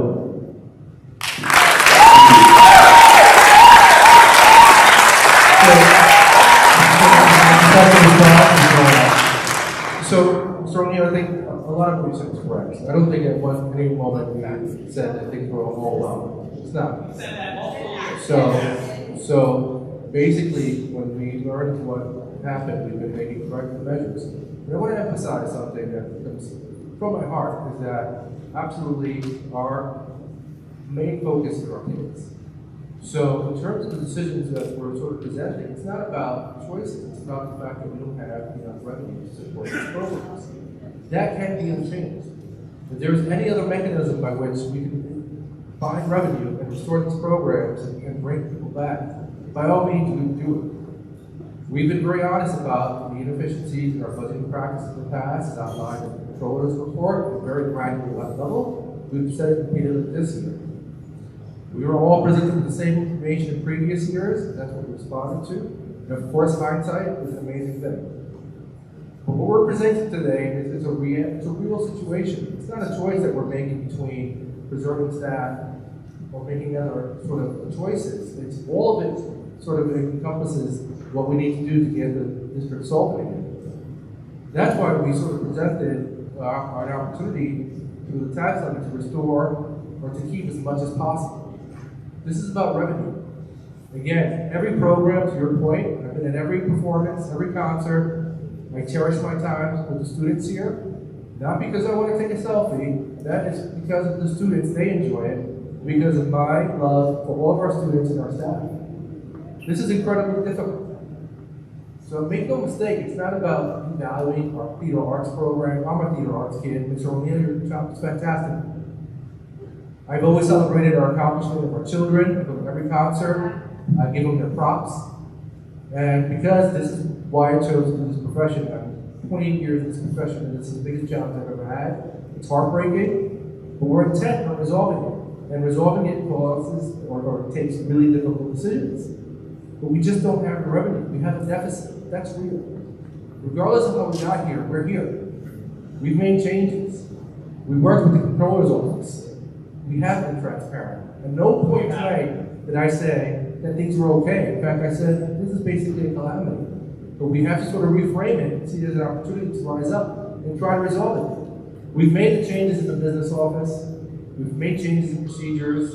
We're doing our best to educate the board in terms of how we can sort of fact check treasury reports and other sort of financial internal controls. But we value our teachers. We value our administrators, we value our students especially. This is why we do what we do. It's not about that. It's not about making choices. Well, the easy answer is just cut staff. That's probably the most difficult answer. If there was superfluous things in our budget that we could easily eliminate without impacting kids, they would be the first to go. The last to go are teachers, educators, administrators, support staff, because they're the ones who have the day-to-day interactions with students. Unfortunately, staff represent over 80% of our budget. So it almost makes it impossible to avoid that decision making. But I stand firm in my commitment to this community and our students, most of whom I know and have relationships with. This is heartbreaking. So this is why we presented these different scenarios that are difficult. But the idea is how do we preserve those experiences that Mr. O'Neill talked about? It's heartbreaking not to bring elementary school kids to the middle school to see the wonderful production this year of Moana. And we still pay $6,000 for your car. Let's talk about it. This audience participation is by putting in a card and having 3 minutes at the microphone, not from calling out from the audience. The civility requirement among the audience needs to be maintained. All right, you've been asked. Can we just go back to hearing from the folks? Yes. Can we have the next card? Can we have the next card, please?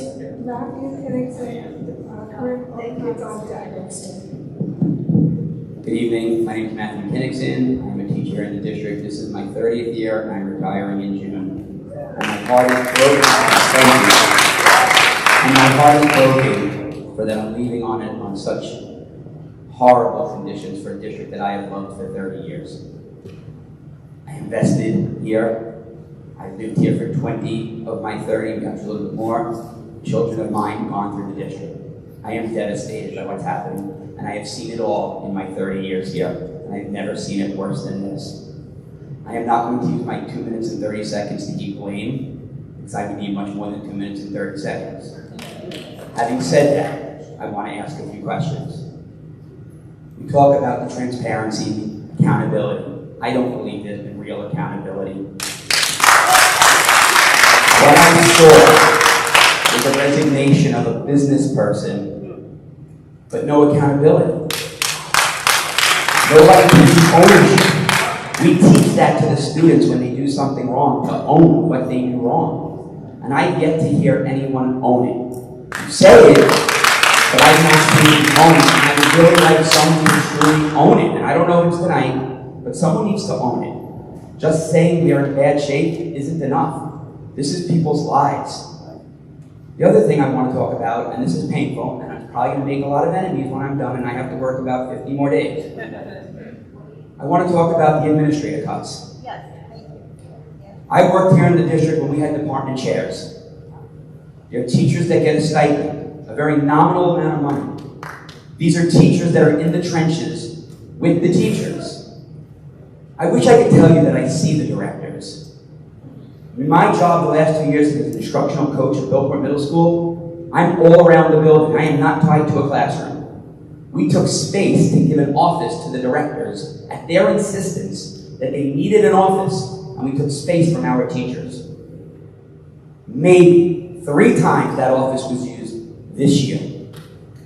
One of them, not by a director, by the assistant superintendent of curriculum, who is in my building more than your directors. If you're going to have to sit and make cuts, and I don't know how much these cuts equal, and I don't think it's going to be enough, but I hear the director cuts are, this is the last, if we have to do it, we have to do it. They should have been done at the same time that you would destroy the front line of education.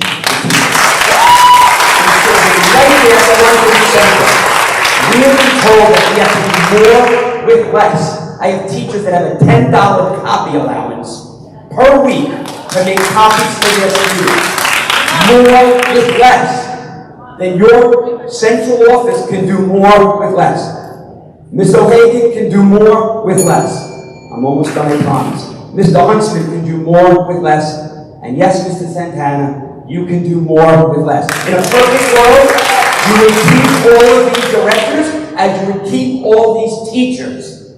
Your bell rang. I need 2 more seconds. 1.5. Your directors have no direct impact on students. They are not in the trench. And no army has won a war with just generals. It is time to get rid of your generals and go back to the grunts, myself and the other people in this room.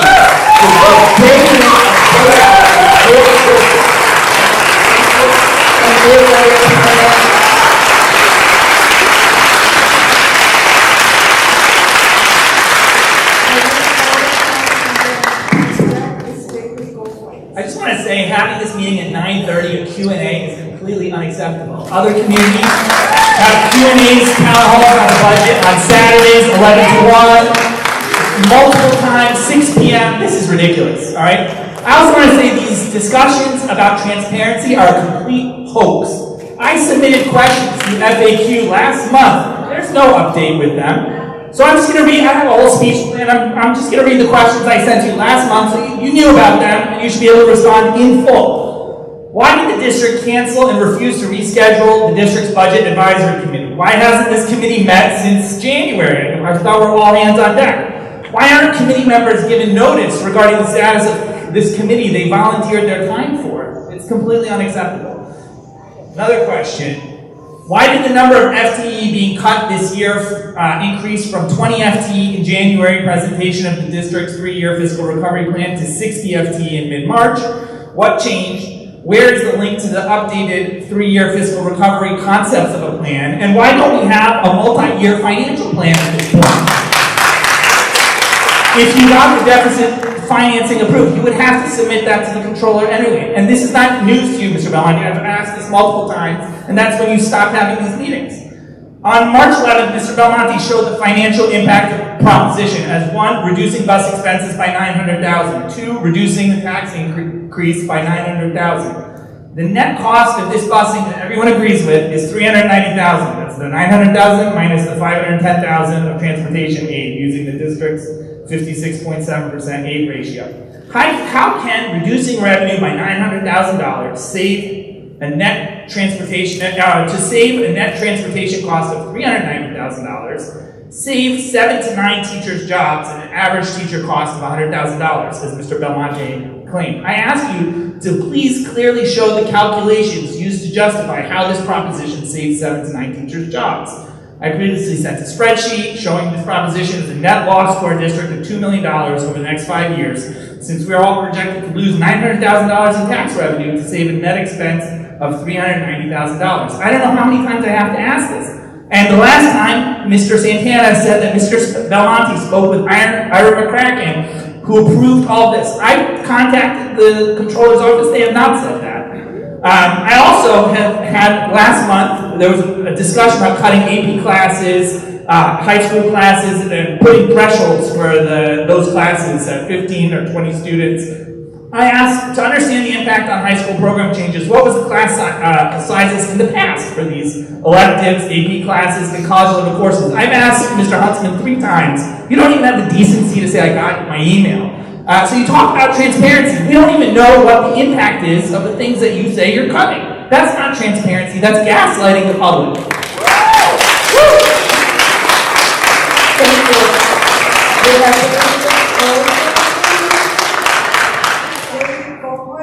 Aren't you going to answer my questions? No.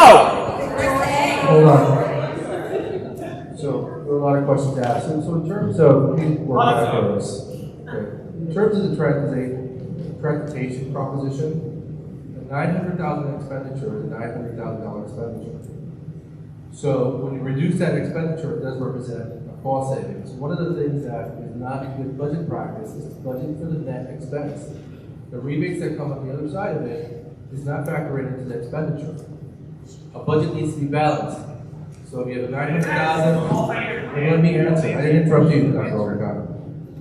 If I budget for a $900,000 expenditure and I remove it from the budget, I have to balance the budget, which means on the revenue side, that gets reduced. You can't have the revenue without the expenditure. I'm going to repeat that. You can't have the revenue without the expenditure. So I'm going to really simplify it so that I hope, and again, I'm really simplifying it because, again, there was some confusion because the truth is, yeah, on the revenue side, you get a decrease of $900,000. But again, I'm going to emphasize that the expenditure is not there. But wait a second, we get paid. So let's make it simple numbers. If we have an expenditure for $100, I need $100 to pay. In the second year, I get a $50 rebate. There's a $50 cost for that expenditure. But on my budget, I still have to spend $100, regardless of the $50 reduction. The reduction of the expenditure is what it is. It's a reduction of $900,000. You can't look at it based on the rebate you get. That's what causes under budgeting. If we start budgeting for net expenses, you can argue that every reduction we make is a reduction in revenue. We're not going to have $500,000 less because we still have the $900,000 expense. So if I reduce, for example, BOCES programs, as an example, and BOCES program costs $100. I didn't interrupt you, Doctor. Respectfully. I am answering the question. You're just refusing to accept the answer. And I've asked the question several. I've answered the question. Let me finish explaining. If we have a BOCES program that costs $100, and we remove that from our budget, we have to balance the budget, which means on the revenue side, there should be a reduction of $100. It's still a savings in the district because that revenue would be used or targeted for that $100. We cannot budget on rebates or aid we receive. That's one of the things we discovered. That's one of the corrections we have to make. You have to budget for the gross expense, meaning the total expense that's in the budget. Yes. That's my answer. I think, no, I'm sorry, but your time is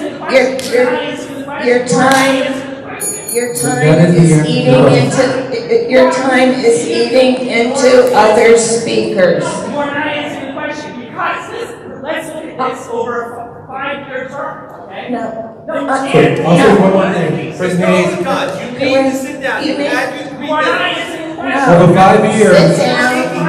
you don't have. Away from others. Let them in. Hey, wait, there's a second part of this question. No, We lower you- taxes by $900,000. You've had your 3 minutes. You have had your 3 minutes. It's time to go on to the next question. So Next look up, question. the transportation question is answered in the FAQ. She'll repeat it. Give her a second. She'll repeat it. Victoria Hammer. Guys are a joke. For a month. I'm a proud parent of a Belfort Middle School student, as well as a sophomore at St. John the Baptist. I've seen firsthand the passion and drive behind the teachers in the South Country School District. I've seen teachers going above and beyond to create a safe and loving environment for our children of Belfort.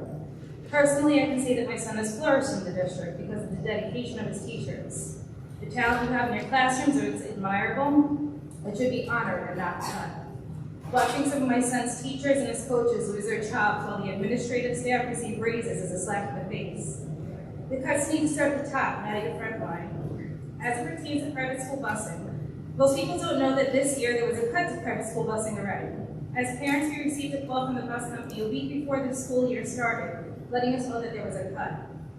We received this call, we took it, we said we're going to do the best that we can with it. We adjusted our schedules and moved schools in a financial bind.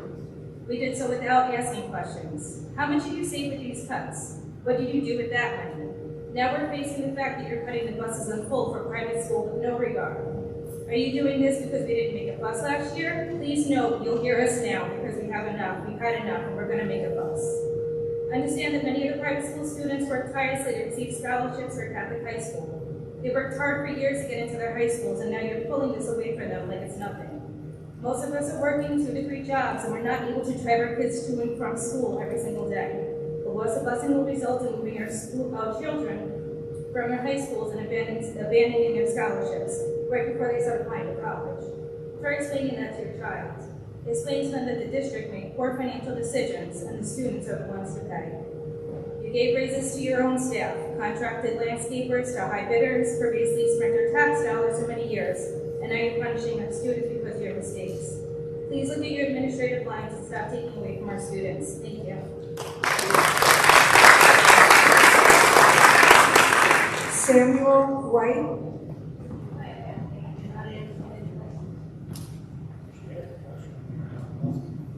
Hi, my name's Sam. I'm the father of a 6-year-old at one of the school district schools.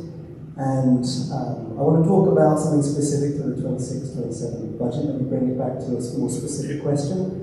But just in general terms, to start with, the Comptroller's report is a damning account of incompetence. Let's face it. And I'm sure there's a lot of people in this room that are asking how. How did these cost overruns, budget overruns happen, and who was sleeping on the books? So the specific question I have is, in regards to the overtime overspend for admin and security of $500,000. If I was a teacher in this school district and I just lost my job, I'd read that report, the Comptroller's report, and I'd be thinking, part of my job was lost because we overspent on overtime and no one was watching the books. So the question is, first off, will the board commit to freezing administrative salaries and mandating a zero overtime policy for the rest of this year and the next year? And secondly, can we get some kind of guidance on how such levels of incompetent accounting will not happen going forward? Before we approve it on the budget, we want to know that it's actually going to be satisfactorily managed.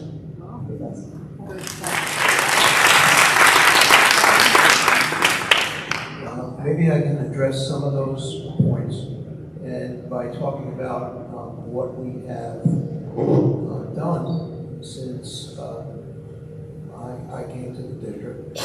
You're absolutely right about what was in the controller's report. As I mentioned earlier, it was items that we identified even before the controller started their review of the district. Long before that, we began implementing controls and budget management. And by that, I mean fixing oversight, how the budget is managed, make sure that we're addressing the negative conclusions.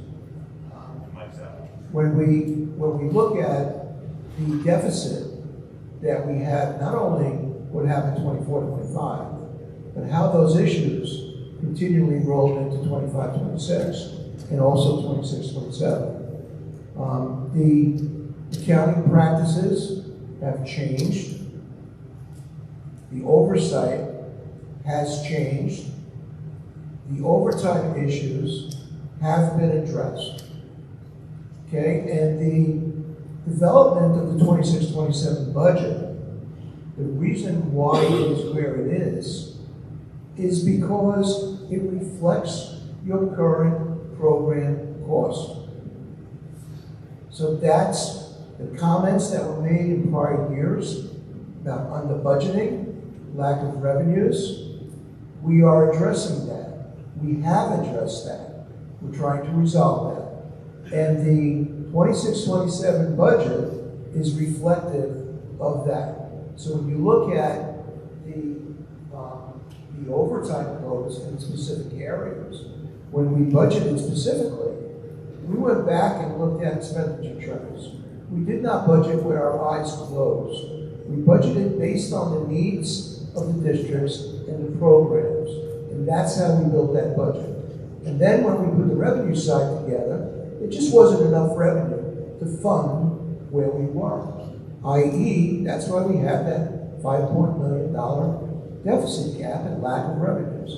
So the option is we need to align those costs with our available revenues. We simply do not have the revenues to pay for that level of program. So the specific question is, will the board agree to administrative salary freezes and mandate a zero overtime policy in order to recuperate some funds that may be then appropriated towards saving some positions that otherwise would be cut? From a budget standpoint, how the 26-27 budget was built, there were no increases that were put in for administration other than what existed in contracts. For teachers, for the clerical staff, they get what's called under detail law. If there's a step increase, they're entitled to. Under law, we budgeted for that. But we budgeted the salaries for those people that do not have contractual increases in place with zeros. And that's how the 26-27 budget was built. I'm not convinced that the contracts don't have any clauses that would allow for some modifications to be made to save positions on the front line. Regardless, you still haven't confirmed whether you would mandate a zero-hour overtime policy. I'll answer from the portion of the board. From the first standpoint, there are multiple people, and I'm just using this as an example. Everybody in this room knows Mr. Belmonte is leaving us. He's an interim employee. We're looking to hire somebody. Mr. Odegon, it's not appropriate. No, it's not appropriate. So, Please sit down. Thank you. So for us to promise, sir, to answer your question, the promise to a freeze for administrative people, us as the board, not the administrators, we have to find a new business person. So I can't say there's going to be a zero there. The other part of to make that promise to you would be false. The same way others in the room have asked for a new superintendent.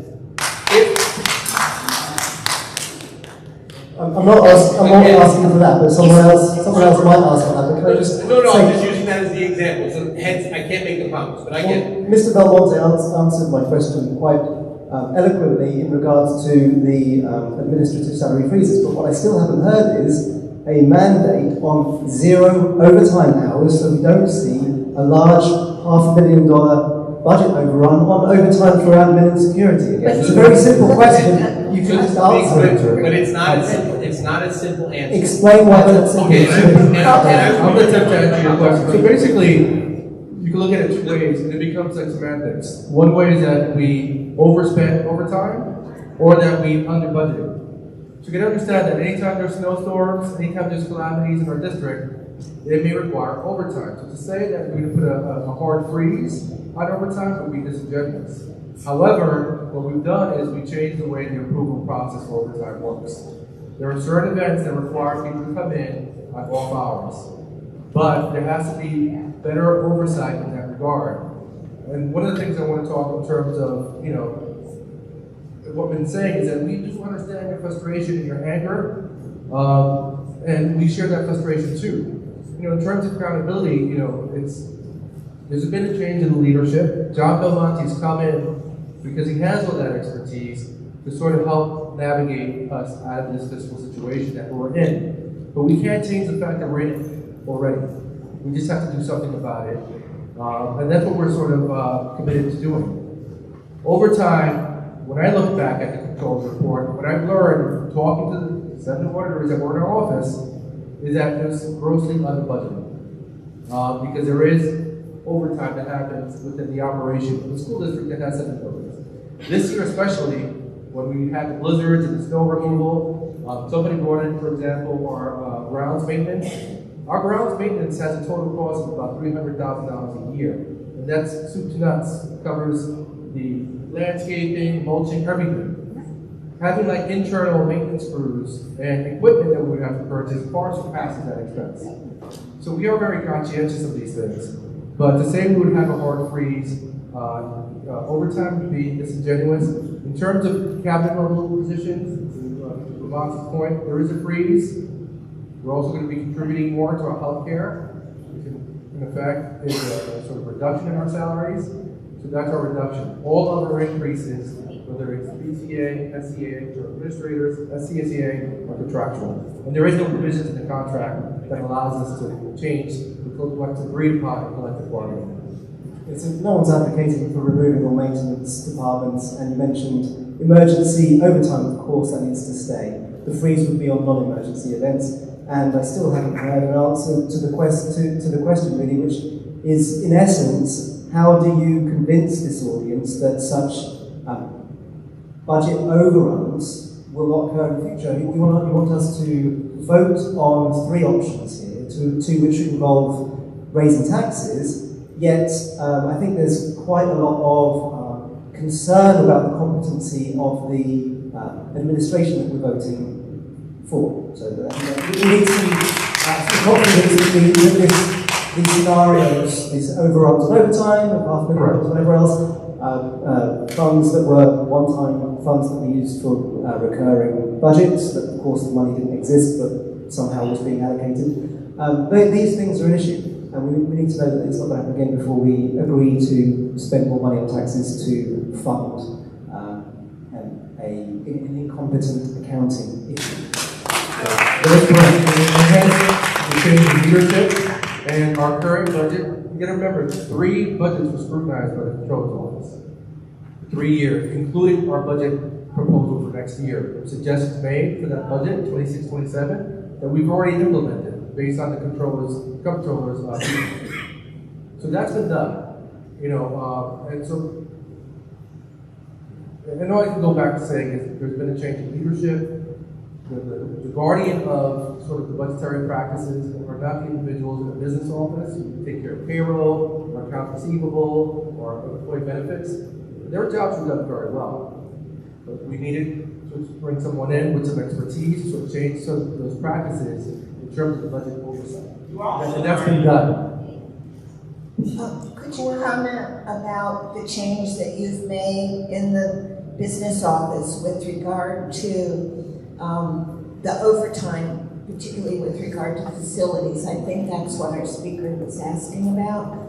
And now there's more control of the supervisor over that now. Haven't you made some changes in that? Yes, we've made changes across the board.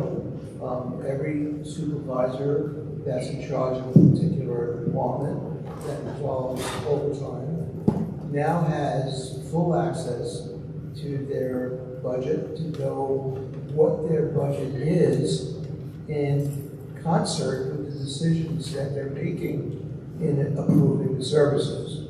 So we have, as we talked about, we consider that an internal control, management. What we are doing is we are re-educating from the administrative level down to the board level, giving the board tools to better have fiscal oversight and management over the budget, as well as central office administration. So my role is not only to try to correct the fiscal deficiencies, but we're also from a procedural and administrative piece. We are mentoring those particular individuals and departments to implement best practices. And I can only hope that that process will continue. Okay, and the business position is a very important position within the district. And it should never be minimized for the simple reason that I stated before. I've been doing it 35 years. I have seen just about everything. But the one thing that I can say with great certainty, and I mean this, is that if you don't maintain a solid fiscal foundation, you will never be able to build a good instructional program that you can sustain going into the future. That's the piece here, unfortunately, that was lacking. Those are the things that we identified and we are correcting as we move forward. That process should never stop. That process should continue, because you can only get better and improve on what you have. And that's how you ensure that this particular problem doesn't happen again. You work differently. The business person has to work differently with the board. The business person has to work differently with district administrators. They have to work differently with their auditors to make sure the questions are being asked. The one thing that I believe I imparted, based on corrective actions that we have taken, is very simple. Trust, but verify. And we've heard time and time again from board members, as well as administration, that this is what we were told. Okay? The fiscal acumen, if you will, has to be raised. There has to be more of an awareness of the fiscal operations, not only in the business office. It has to extend upwards and downwards, so everyone understands their role and the importance of accountability. If you're not maintaining and looking at what's happening in the business office and what's being spent and how it's being spent, you're going to run into problems. We are changing that. And I can only hope that my successor will continue those efforts going forward. Our next speaker. Corey Yablar and Sandra Collins on that.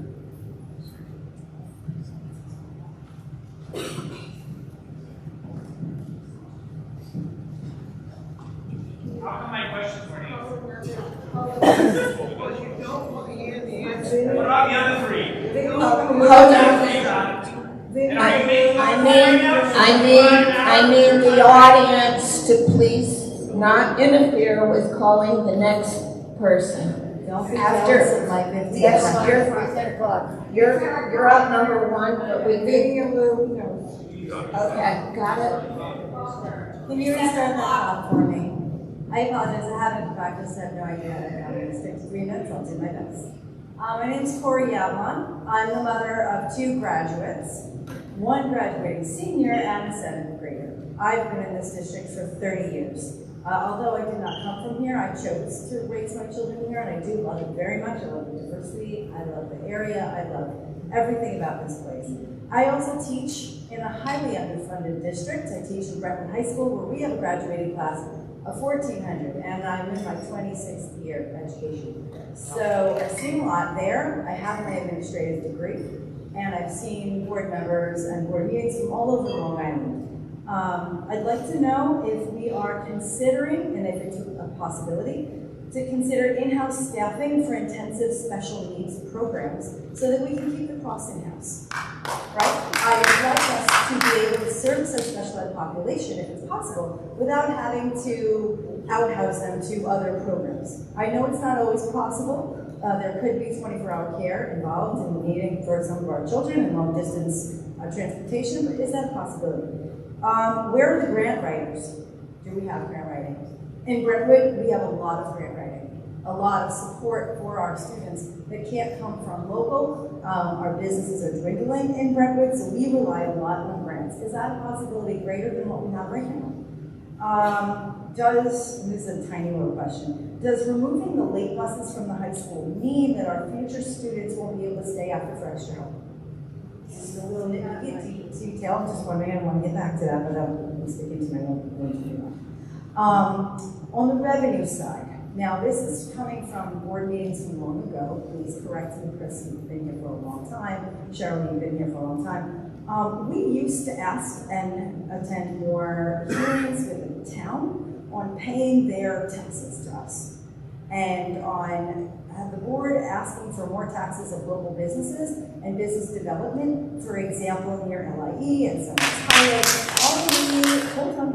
Are we asking for our due from the town? Are we demanding? Because we're not really a very big business community here in the village. It's tiny, East Patchogue. We're not collecting a lot of taxes. Are we getting enough? Are we entitled to more from the revenue side of things? And lastly, in the spirit of solidarity, I have been taking freezes for years. That is just a thing that periodically our admin have to do. Is our administrative team, out of their love and support of Clippers, are they willing to take a freeze? I'm being only a little facetious here. And lastly, I know that these are very difficult and contentious times. None of this is easy. Not as a parent, not as a teacher, not as a union delegate, not as an admin or as a friend. So I know that these are contentious times. Please excuse the day. And I know that also this did not start now. This started years ago when we were asked to potentially pierce a tax cap at 6.7% under a previous admin, and everybody vilified him, and people were pissed, and I was getting my admin degree at the time. This problem did not start now. And we know that. We know that. Although we don't like it, we know that we've always wanted to keep our taxes as small as possible. And that's why we are suffering from a lot of this problem that we currently have. And thank you for the board for serving in your positions, because you are our friends and neighbors, and we do appreciate your efforts. Thank you. So, Michelle, I'm going to respond first to the bringing more special education programs in-house. We've been doing that. Over the last year, we've increased the number of self-contained classes at elementary schools by a considerable amount, and we want to continue doing that work. To your point, some of the children that attend programs outside of the districts have needs as far as costs, what we can offer. Now, that's certainly part of the conversation, because as I mentioned before, addressing the deficit for next year doesn't end the process. We still have to look at means by which we can reduce expenditures, one of which is bringing kids back in districts. And I'm a big proponent of that because they are members of our community. And I think when kids get exposed to all different types of kids, it creates more of a sense of acceptance. You would also bring out more special ed jobs back into the district. Well, correct. Well, that's right. And again, if we're able to provide the support services, PT, OT, and all those things that There is a financial benefit to having the program in-house, and that's something that we're going to actively pursue. And I just wanted to speak to that part, if you wanted to add something.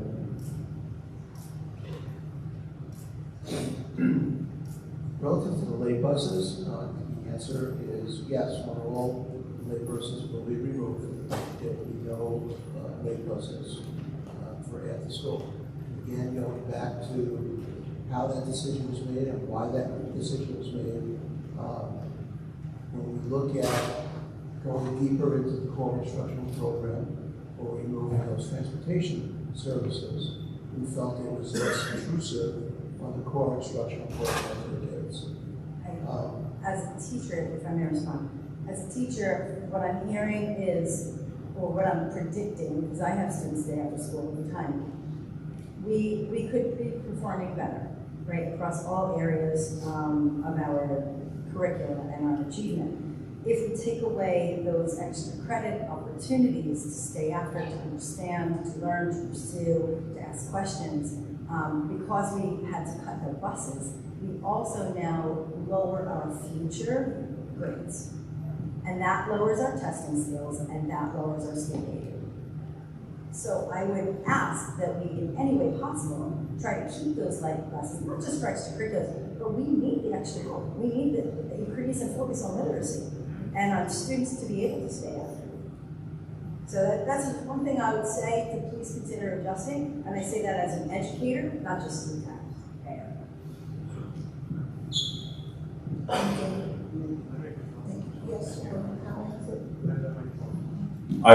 You bring up a great point about the late buses that I hadn't really thought of, so I appreciate it. And I guess as a side note, I'll say I appreciate your approach and your tenor and comments on social media here tonight.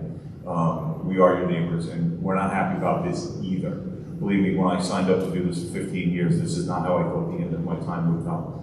Okay? We put a lot of time and effort into a lot of different things, and I'd like to think I helped a lot of people and I did a lot of good here. So it's a shame that it comes down to this. But you are right. There have been structural or fundamental issues with our finances for a number of years. And I was quoted in the media today about it as well. As a board member who's been here that long, you know, you don't see it because we pass every state audit. Every controller's audit is fine. Everything is there. And school districts don't lay off teachers when you have money. That's the truth of the matter. Go pre-COVID. People don't just, it just doesn't happen, right? How many districts who aren't in a financial situation just laid off because enrollment dropped? It doesn't happen anywhere. And that was the problem, and that's wrong. The problem is post-COVID, and in a tax cap era, costs are rising faster than the tax cap can keep up, right? Now, that's not the whole issue here, but you're seeing it, Bayport, Blue Point, Greenport, Rockville Center, Uniondale, there's multiple districts. I think we're up to 6 districts that are going to pierce the cap this year. I don't have a confirmed number. I think the number of districts laying off staff is in the double digits, but I heard the number the other day, and I don't have it, so I'll quote it. The problem is it's all converging really, really quickly. The issues of debt service payments and declining enrollment, we knew about at least the debt service payments in the last 4 years. Why we didn't know about that prior is a long debate that we don't need to really rehash now. It's all converged at once at a time, and then we had the issue with transition of business officials and how the COVID funds. This board asked that question about reoccurring costs and COVID money until we were blue in the face. And both of the last 2 business officials, not including Mr. Belmonte, assured the board that wasn't going to happen. Any COVID monies that were used for salaries should have been transitioned out when COVID money stopped. I can tell you right now, in the very first budget cycle of the new administration, I asked that very question. What happened? The bond mismatch was supposed to be catastrophic. We have declining enrollment. The COVID funds are going away. And I was given an answer in public that's probably still on YouTube that we have the revenue. Everything was, whatever, you got your hair on fire was wrong, okay? We have no choice but to take, I'm not a financial guy. I'm not an accountant, I'm not a CPA, I don't claim to be. That's the information we got. And that's what we relied on. So this board And for all the people I've served with over the course of 14 years, the ones I liked and didn't like, agreed with, didn't agree with, nobody did this maliciously. Nobody, and I really find it hard to believe that anybody else sitting in our shoes would have made any different decisions. And that's the part, because you're all invited to the process. It all happens in public. If anybody else had an issue, we could have, you know, like, so, how do we not let you? You haven't stopped talking this whole meeting. Somebody else has the floor. It's not you. And don't tell me I'm not being truthful. How do you know? Maybe you're not being truthful. I mean, how much of our meetings do we have to dedicate to banter with you because you can't behave? I mean, like, you laugh all you want. I mean, it's a joke. Can we please get back? We have a speaker. I hope you understand what I'm trying to say. There are issues here. You know, like I said, nobody in a million years would have thought that the business official, would have mismanaged the budget at any point. Nobody would have thought that anything. And listen, as we look through this, and we have somebody like Mr. Belmonte here, we're seeing some structural changes that go back 10 years that nobody out of school district finance would have picked up on. So the problem that's hard to sit here is listen to everybody dump everything on this current administration and this current board. I've served with a lot of different board members for 14 years. There's a lot of blame to go around if you just want to blame board members. This isn't just an issue that happened a couple of years ago. It's not. The problem is the recovery. If it was the only issue, the recovery would be much easier to handle. We're dealing with 3 or 4 different variables that are creating just too much for us to overcome at a time where we're limited as to how we can raise taxes or raise revenue. May I go back for a moment? Yeah, sure. And Mr. Belmonte, I know you're kind of new here, you may not know what I was referring to. Do any of you recall when we were asking the town for more revenue? So you brought that up, and I'm going to try to get through that. I'm sorry. And I know Mr. Otakon is going to interrupt here. And I'll be really quick. When I first came on the board, I was the board's representative to the town IDA to discuss the tax abatements and this and that. Myself and the former business official, we went to the hearings when we got the notice. I can remember very vividly my first one. They had to move file boxes out of the conference room because nobody's ever showed up before ever. On a snowy day, and they were scrambling. They had no idea we just showed up. I can tell you after doing it for years, we're not the ones you have to convince. We can lobby the town IDA all we want. They are going to accept business into our community, and they're going to give them tax breaks. I don't like it, but it's going to happen. I can't stop them. We can lobby and we can complain all we want. There are also some intricacies to those pilot payments that somebody else that's a school official like Mr. Belmonte can answer better than me as to the benefit, the pluses and minuses of it. Where I drew an issue with the IDA is when those abatements run out and they're extended. I have brought up in this room many, many times, Quality King is the perfect example. The large $3.5 billion perfume distributor up in Yaphank on Old Dock Road. They got a tax abatement for 10 years. When it came out in year 9, they extended it another 5 years. It's a $3.5 million company. When I first got on the board, they were paying, I think it was less than $100,000 a year in property taxes. Those are problems. I get it, but we lobbied. I'm bringing it up in public because I want it on record and I want our community to know that we are entitled to more payments from businesses in the town. This is not just out of our own personal pockets as property owners. So I wanted that on. Yeah, and just so you know. I don't know if anybody else has, or if we and to that point, though, the one piece is that the one big one is papers. And there is an end, and it's, I think, 2 budget cycles away. We have been told, whether it happens or not, we have been told by the head of the IDA that they will go back on the tax roll. That should be an exceptional amount of money when that happens. So, because when we look through all of this, and you look at what's coming, there is, in my opinion, there is light at the end of the tunnel if we get through this, and how we get through this. There are things that are being changed now that will have long-lasting impacts that I believe will hopefully change the financial outcome of our district. And it's going to take, there's going to be new people sitting up here. It's going to take a lot of discipline. It's going to take a lot of hard work. And hopefully some of what we've gone through we'll learn from it. So I hope I answered everything. Sorry. About ideas. Yes, it's beneficial if they go back on the tax rolls. However, I advise the district about how that process happens. and the district and the community needs to be aware. When a particular company finishes the IDA contract and is supposed to go back on the tax roll, 90% of the time, there's a timing difference for when the town roll closes and that company's supposed to be able to come back on the tax roll. So what happens is, in that one particular transition year, that value of the company may not make it into the district's assessed valuation. So what the town will do is bill double in the subsequent year, and the company will pay double its taxes. The problem for the district is we budget our pilot payments on the revenue side to fund our budget. So when you're talking about some of those big pilots that may be expiring in 2 years, you gotta be very cognizant of the planning and the potential loss of revenue for 1 year until those companies get back on the tax roll. So I just throw that out for information purposes. Thank you. I just want to add one quick thing too. I apologize if I forgot this. I meant to say too.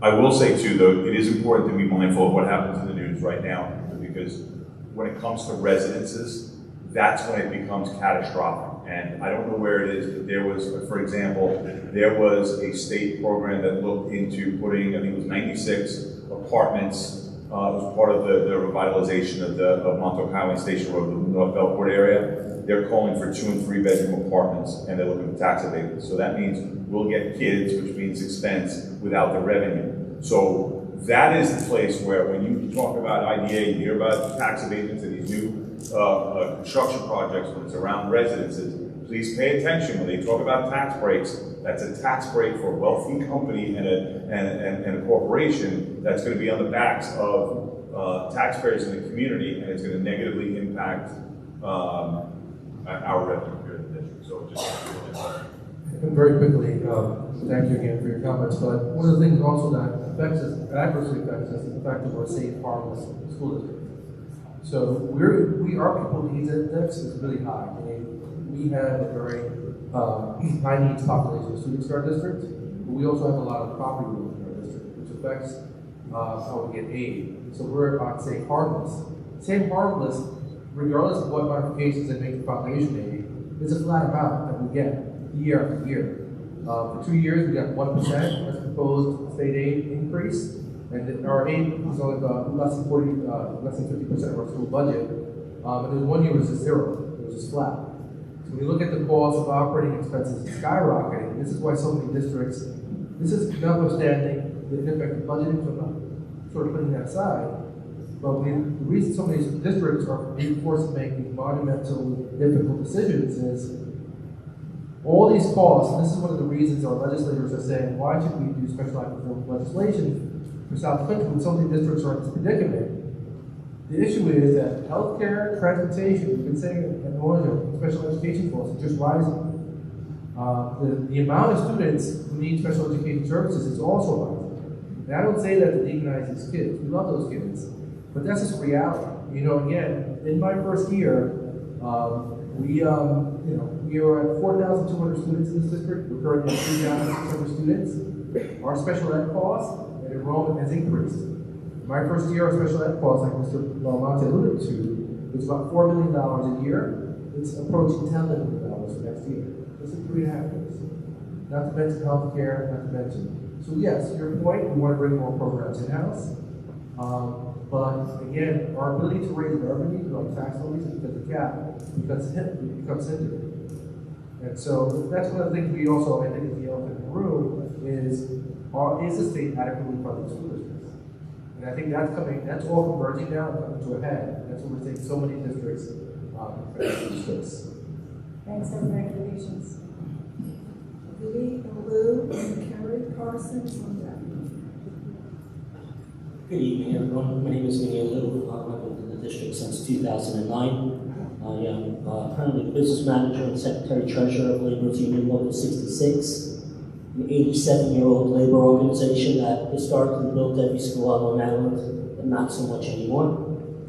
I'd like to stand here and support today Mr. Ross's request of Mr. Belmonte of the information regarding the change order on the asbestos. I requested the same thing of the district clerk on January 8th to no avail. I have no response. I asked the same questions, and when he asked you the same questions, you whispered back to him, I'll get it to you. So I don't know if there's something there that you don't want me to get a hold of, but I'd appreciate getting that information, those FOIL requests back to me.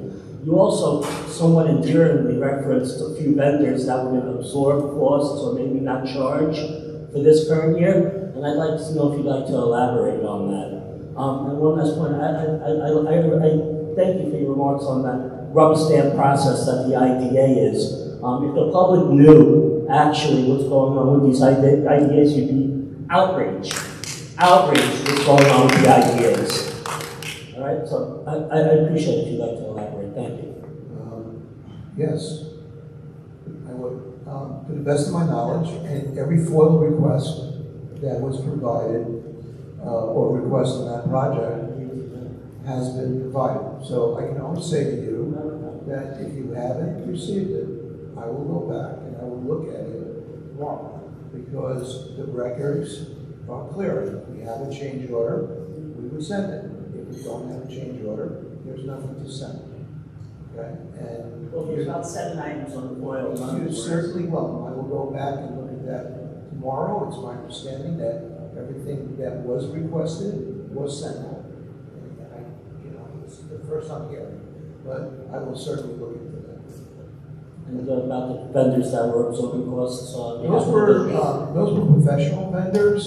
Those were vendors as bond counsel. That was vendors as ESG, who's doing our energy performance contract, that has agreed to pick up the soft course, our engineering firm. Is that Renewable Restoration? Excuse me? Is Renewable Restoration doing the EPC? Absolutely not. They're not on that contract.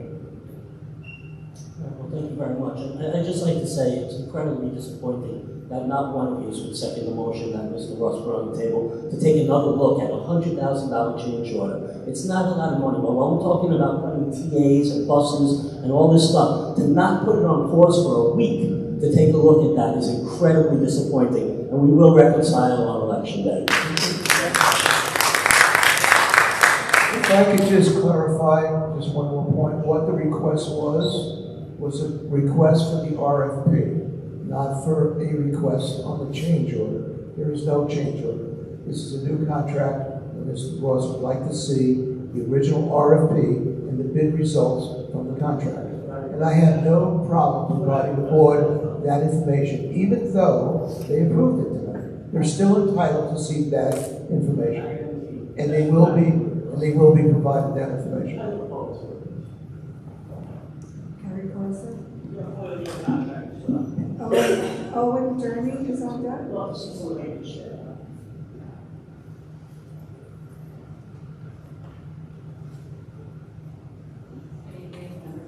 Superintendent, members of the community. My name is Carrie Carson. I come before you not only as an administrator, but as the president of the Administrators Association. There's no denying the seriousness of the financial situation we are facing. It is difficult, it is uncomfortable, and it carries real consequences for people and programs. If we reduce our human infrastructure too deeply, we're not just cutting positions, we are cutting the very capacity required to lead, to support, and to rebuild.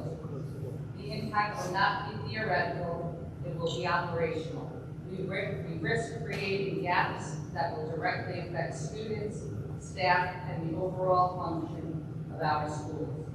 And of course, I'd be remiss if I didn't briefly respond to a statement made about the directors that they should go first because they are not seen. Respectfully, not being seen does not mean not working. The reality is quite the opposite. Many of our administrators work behind the scenes, in offices, in meetings, in constant problem-solving mode, managing compliance, supporting staff, addressing student needs, coordinating services, and holding together the systems that allow our schools to function every day. The work may not always be visible, but it is constant, it is complex, and it is critical. And Mr. Kingston, we are not absent, we are inundated. This is not about preserving positions for the sake of positions. This is about preserving the ability of this district to function, to recover, and to move forward with purpose. Because at the end of the day, the work does not go away. The responsibilities do not disappear. The needs of our students, our staff, and our community remain. So my question is this: if the structure is reduced, if the support is stripped away, if the capacity to lead is diminished, who is going to do the work? The teachers. They always do. And by the way, I don't appreciate being interested, but I've been civil at all your meetings. Hang on, This is not the place for this. I've been civil at all You your had meetings, your and 3 she minutes. directly called me out. No, No, I didn't use anyone's name. hold on. You want me to start naming Hold names? on. I'll name names after Hold questions. on. I was very We civil have at a these response meetings. for Ms. Yeah, Carson. My integrity was just impugned by law. So I did not do that to anyone in this room. in response to your question, so we eliminated. Shame on you. We already eliminated some director positions, humanities and STEM, which really is going to be a monumental task to sort of get through. To that end, we have also, in our budget, allocated 4 chairs. A chair for each content area that would be a teacher chair, as suggested by the PTA and some community members here. That'd be a chair for ELA, social studies, science, and math. In terms of the work, to be honest, once we reduce work and change working conditions for administrators, we have to engage in impact bargaining. It's not so easy just to redistribute work. We change somebody's job description. This is what we call impact bargaining. So we'll have to meet and really talk about the impact of losing administrators. And again, I want to emphasize that we cut the administrative unit by 25%. We didn't have a lot of administrators for district this size. We started with 24 last year. At the end of this process, we'll be down to 18 total. 12 which again are building administrators who are buildings, managing not just the buildings, but the students, etc. That leaves us with, out of 18, that leaves us with 6 administrators to do all the other work. See how we're going up grant writing. A lot of our directors engage in grant writing. We have 2 schools that are being, that involve SIG grants and decent grants. Our administrators are in charge of drafting those grants. And we also have to do all the compliance with the federal and state government to ensure that we get grant funding. The reports that are submitted to the state are ongoing. They include a lot of work. And as part of the statements I made earlier, a lot of the work is unseen. A lot of the work is unseen. And we are innovative. We don't have a big administrative structure in this district. Again, we reduced it already by 25%. Certainly we don't look. Moving forward, we look at the structure of the district, we manage different responsibilities, perhaps producing a PPS person, that's people personnel services, that encompasses more. Those are all considerations we have to make. But again, we've already reduced our administrative staff by 25%. In terms of redistributing work, that would have to involve impact on the unit. Is Owen Dirty here?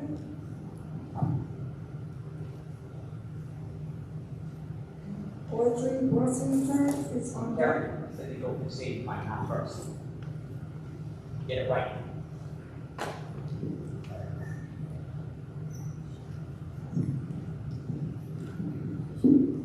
Good evening. Boy, this brings back some memories. I was one of the board members that served with the Can't hear you. I was just reminiscing about the old days. Anyway, I'm hearing a lot. First of all, I am absolutely blown away, but I don't even know where to begin because this is and I appreciate your presentation, but basically what you're saying is that the district's solutions is not hearing is what the controller is recommending that the district should have been doing all along, and was doing for a while, and then stopped doing things like rising costs, healthcare costs, costs are going up. These are things that are going on everywhere to everybody. Yet our district seems to be the district that's having trouble managing and figuring out how to handle those rising costs. So I don't want to get too deep in the weeds in terms of who could have done what could have done better, but I don't understand. It doesn't make sense to me. Every school board member goes to New York State School Board Association finance classes. Are we still doing that? Yeah. Since Roslyn. This is like the worst thing I've seen since Roslyn. So Roslyn is the reason why you have to go to those classes. So you may not be an accountant. I wasn't an accountant, but I sat through those classes. I had to learn basic budgeting. And yeah, it's your revenues are not keeping up with your expenses. That's when you're out of balance. That's not a hard thing to understand for anyone.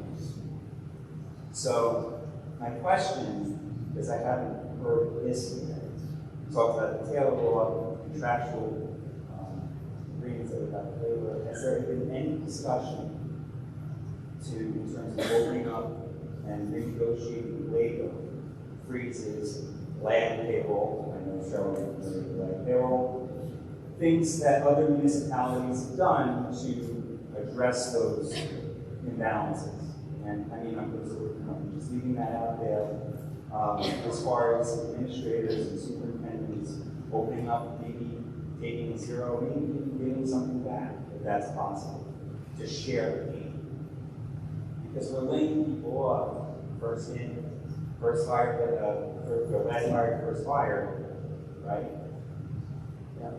That's great, but what can we do to spread that pain around? Because really the pain is kids. My kids are out of the school system. I have a nephew who goes to middle school. So has there been any discussions? That's not one thing I've heard. Is looking at our contractual agreements, not just one group, but I think it's 4 collective bargaining agreements. What can be done to freeze that or to whatever that is.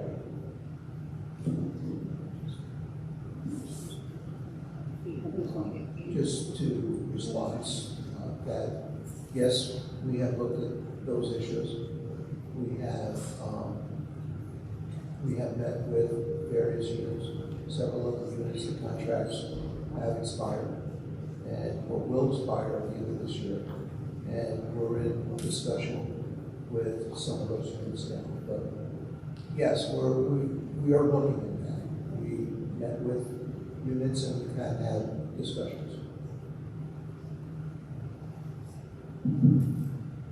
We have Audrey Messenger with Sal Tacoma on deck.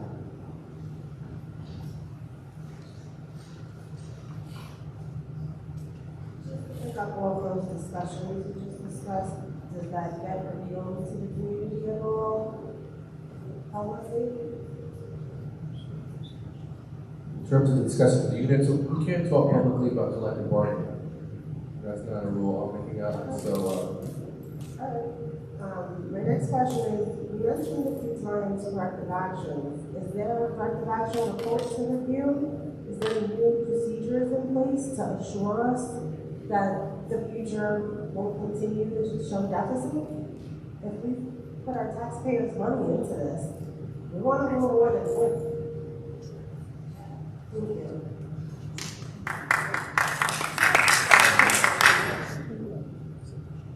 In services, teaching, like you mentioned, does that happen?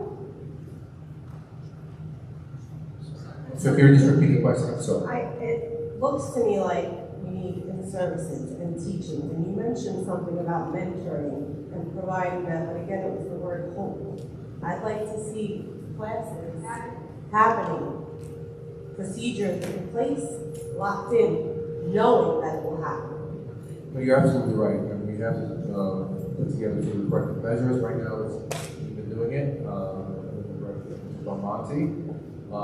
Certainly, even for me in hindsight, the amount of financial items I've got in the last year has been tremendous.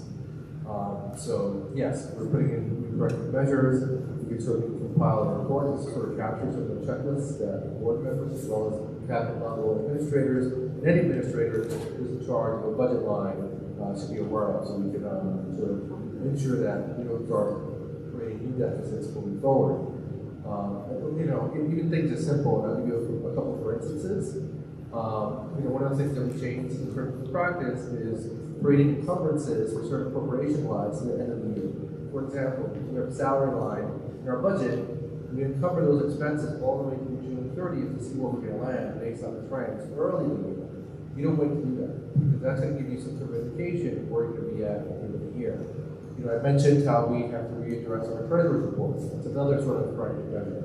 Treasurer's reports, when they're presented to the board, should have no negative balances on any of the appropriations. It's another one. Giving access to stakeholders in our organization that have budgets, to their budgets early on in the process, and have periodic meetings so they can see where they're at, is another corrective measure. The list goes on. Well, there has to be sort of a transition. Obviously, whoever, correct. That is correct. Yes. It has to, I appreciate the question, and I appreciate your consideration on it. Understood. So, listen, the other part, the other answer, or the other half of the answer to the other half of your question is you have to keep asking questions. Whether it's board members or people are changing the board stuff, the trustee docs, those things that are available, go to the meetings, ask for those questions. Otakon, she's asking the question, Dr. Otakon, don't pat yourself on the back too hard. I submitted it a month ago. Ma'am, so I've been on the board since July. From that standpoint, as things have come in, I do not come from an educational background. Right? I'm a trial attorney, I run my own business, I have those things, for lack of a better phrase, I clean up on the floor, put out the fires. So some of the practices that we're seeing that were not done before, I am now seeing, although I would have expected them before, Mr. Belmonte and those people that came in have changed things tremendously. So don't mistake the answer. There's no create, document, right? Education, the classes are going on every day.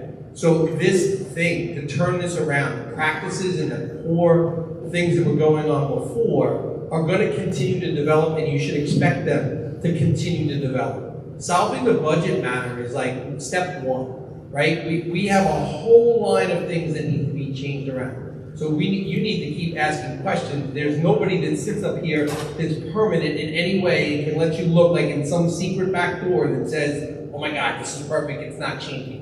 But keep asking the questions, right? There are some rational things.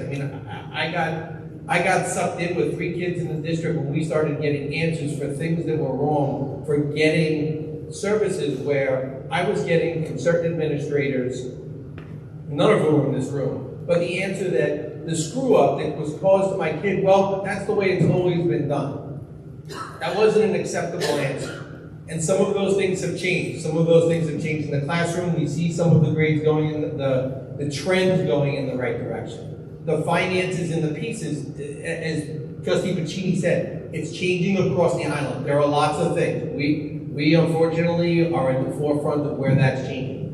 But so there's a whole host of things. We could go down the rabbit hole as I ask for those things. I'll continue to do that as a board member and look at those things. But you guys need to ask questions too. You see us in public, ask us to ask those questions. The transparency or the idea, again, there's no glass window to go up and look at. From that standpoint, but all of the budget things, they're there. They're not in obvious places. Nobody's plastering them on a billboard, and so be more cognizant. But ask those questions. We don't all know, don't know everything, but for the trustees that are up here, the time that we volunteer, everybody brings a different level of expertise to the table and sees different things in different lights. So that part of this is something that you guys should expect. I grew up here. Some of the things haven't changed here. We kid with some of the bus routes and things haven't changed. That last time I took a bus was 38 years ago in this district, right? But some of them are just the same. Some of us like that comfort. other things to get turned up, it all makes us uncomfortable. So yes, there's no perfect answer there, and yes, we are asking you to take a risk. And for those that are the trustees, we're taking the same risk. Our kids are here, our lives are here, our taxpayer dollars are here. There are things that we're learning. But everything you guys got tonight, these are decisions that are inside our control. Things like you've heard deficit spending, notes, there's things that are outside of our control. So from that standpoint, we have to give you the picture. And I don't think that it's not pleasant. There's no part of it that's good. So yes, some of us get confrontational up here or get mad. You know, Mr. Otakon drives me nuts as he asks questions in the middle of things. But he's right. He asks questions. I can't knock him for that. Sometimes I wish he would do it a little bit better. But he's right to ask the questions. You have to go through that. So the other part to your question, which I think is fair, and I've heard it from others, is keep asking questions. And come to the board meeting. Don't just show up when, all of a sudden it's kind of getting crazy. Keep asking us, because that steady race, things are nice and comfortable, keep moving along. When all of a sudden we're in crisis mode and we're trying to manage what's there. I truly can see a phoenix rise from the ashes, but that is 5-6 years down the road. From that standpoint, that doesn't mean that we have to lose our educational purposes here and just throw it out the window. There are people that are on the far right that are saying education, all teachers, all people, everybody. There are other people that are saying no tax dollars, no tax dollars. Listen, the reality is, like most settlements or pieces, it's going to be somewhere in the middle, and everybody is going to be unhappy with some part of it. Part of what tonight was, we want those questions, that feedback from you, so we can kind of figure that out. There's no perfect thing, right? This is a game of whack-a-mole. We hit down one side.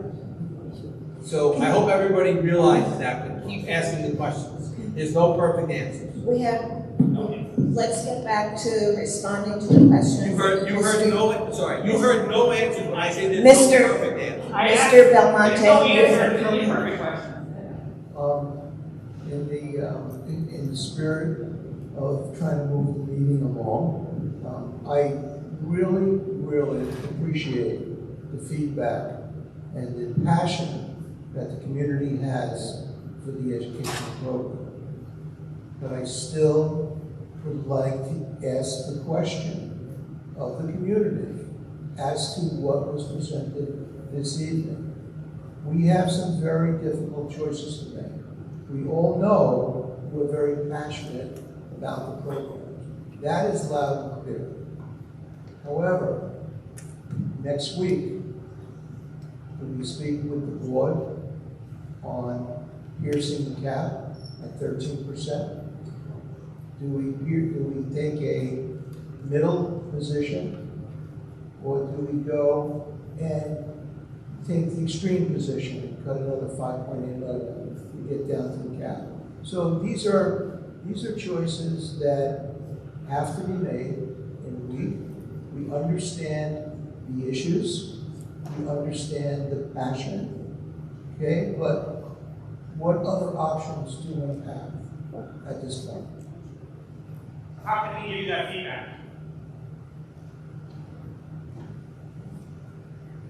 You just said you want our feedback. I'm asking how. You say you don't read my emails. How do you want us to tell you what we want? I think the question that was being raised by Mr. Belmonte is, with the community support, a tax increase of about 13.9% in order to maintain everything that we have right now, or would the community want to see something less in terms of taxes, but it would entail more cuts, or does the community want us to stick to the tax cap, which would require devastating cuts? That's, I think, what you were trying to get a reading on. Is that accurate? Yeah, I feel that important to talk about that. We move along, it's 11 o'clock. Yeah, right. I hear you in the back section, and I see your arms waving. I was just saying, that maybe we should go back to the cards and that people who have an opinion on that can be heard on the microphone. Thank you so much. You are so welcome. Sal DePuma and Ron King is on deck. Good evening. I actually had no intention of speaking tonight, but as you guys were going through your questioning on the report, Mr. Felicette asked a question, and then that started to pop up questions in my mind. What you asked a clarifying question to Mr. Belmonte indicated to me that you guys have no idea what cuts you're going to make when the time comes to make your Tier A, Tier B, Tier C budget, and that's very jarring to me. I do believe that, I was hoping that tonight we were going to be presented with, this is option A, this is option B, this is option C, and that we as a community were going to be speaking into that. I do commend Trustee Ross because I saw on Facebook community post you had solicited the advice of some of the community members. I understand Passover threw us all off and this meeting had to get rescheduled, so I get that. But now, I just want to remind you, we have 2 bites at this apple. The first, if it doesn't pass, we're at the tax cap, and then if that doesn't pass, we're on contingency. I think you need more input from the community. We need to be hearing what the community values, because you're right, there's going to be cuts. It's inevitable, I get it, there's going to be cuts. And as we've heard, there's no way we're passing a 13% plus budget, so there's going to be cuts. I'm not naive to that. But we need to present something to the community that the community can buy into. And I don't think that we've heard from the community what it is that they're willing to put forward. And so, meager as it is here, I'm hoping that maybe we can get one more forum in prior to the adoption. We're adopting a budget a week from today, is that correct? Not adopted, we propose, but it's not for vote. Okay, Right, so so the vote is not. it's put up by the board as the budget. We are still free, or you are still free, we are all still free to choose and discuss it as a community between April 22nd and when we go to the vote. So Chris, you're wrong. Wait a minute. We're next Wednesday, we have to approve a budget that will go on the ballot for the May 19th election. And it's what you're talking about. You just said we're not adopting That is budget adoption. we're not voting on it next week. Yeah. So, We are. I've been in education for 15 years, I've been in this district for 12, and all I've heard for the last 15 years in this district and beyond is involve with the stakeholders, and right now I don't feel like the stakeholders have been involved. I'm asking you, and me doing this forum is not going to be the answer, but perhaps we can send out some form of survey in which people can do a straw poll and vote on what it is that they would like in or out. I just think we need more input.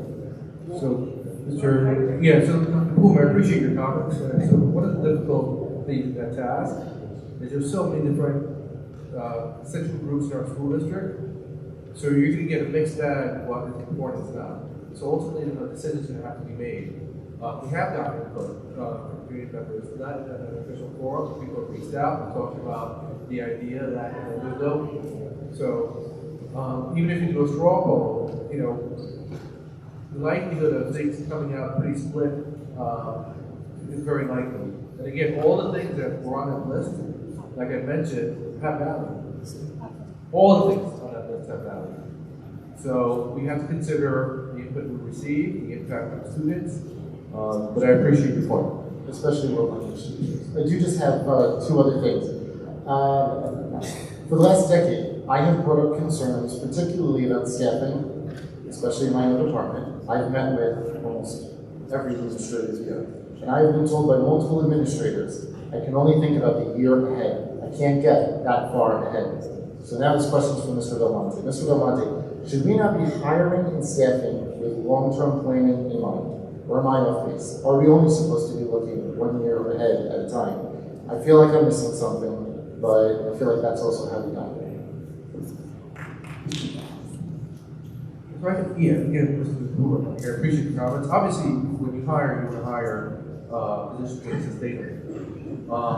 But I think when you look at all the districts, again, I'm not minimizing what happens here, that are forced through staff reductions, and in fact, when we work together, I was an assistant principal, you're one of my teachers that I got access. So this is a little ironic. Deja vu. Whom and I worked many years together. Not many years together, but many years ago. So sometimes there are unforeseen things, and some districts are making really difficult decisions. Certainly, anybody that was replaced, when you look at the total FTE in the district, it didn't increase by that monumental amount in the last couple of years. But, and I'm going to say this from the lens of hindsight, when we look at even the 21-22 school year, when I think this Diablo referenced the 776 tax levy cap, that was a cap that we kind of reacted to.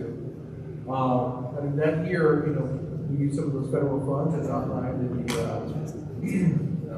controller's report for salaries. That's probably when staffing reductions should happen.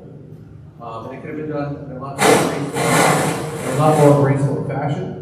But ultimately, when we look at the declining enrollment, the process may have been different, but we would have landed in the same place. Is what I can't emphasize that enough. The manner in which it's been abrupt over the last 2 years, obviously, is heartbreaking. Certainly, having this deficit sort of come to sort of a head last year is devastating. But the truth is that we would have had to ultimately land in the same place to take our enrollment. Since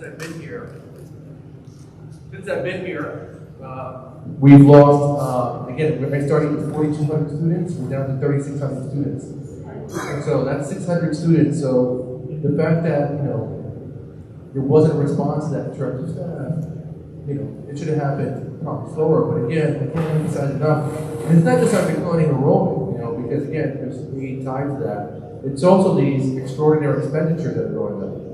So that's what's creating the perfect storm, not just for us. And again, I'm not minimizing the budgeting practices that came out of the business office. But on top of that is the fact that, number one, we're slow to respond to staffing reduction. To the declining enrollment. And number two is exorbitant costs. That was just a point of clarification.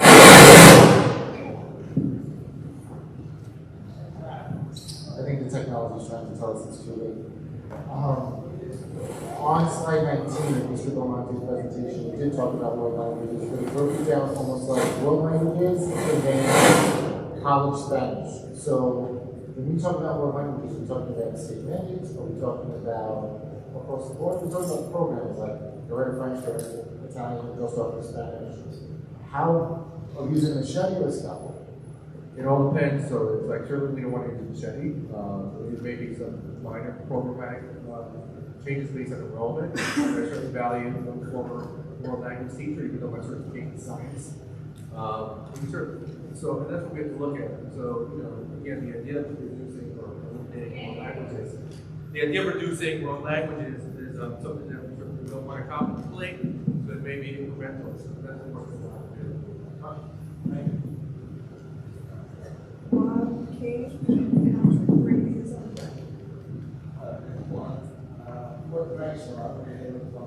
Just speak up a little. I can hear you, but everybody else. Yeah, my name is Juan. I work nights, so I haven't been able to, make as many meetings as I would like. All I have is some observation I made while I was listening. Cheryl's brought up some things that I thought was quite interesting, and all the things that she brought up, and Mrs. Santana, you made a comment. One of the things she brought up was about a new truck. And you made a comment, commendable, that the flow was wrong, so it needed to be fixed. But the question is, was it part of the budget? It was part of the budget? Yes, it was. I have no problem with that, because if it wasn't part of the budget, then it would have been over. So, and the next thing is for Belmonte. I found your statement on budget quite interesting. You said, we did not overspend. Because of the budget, we overspent.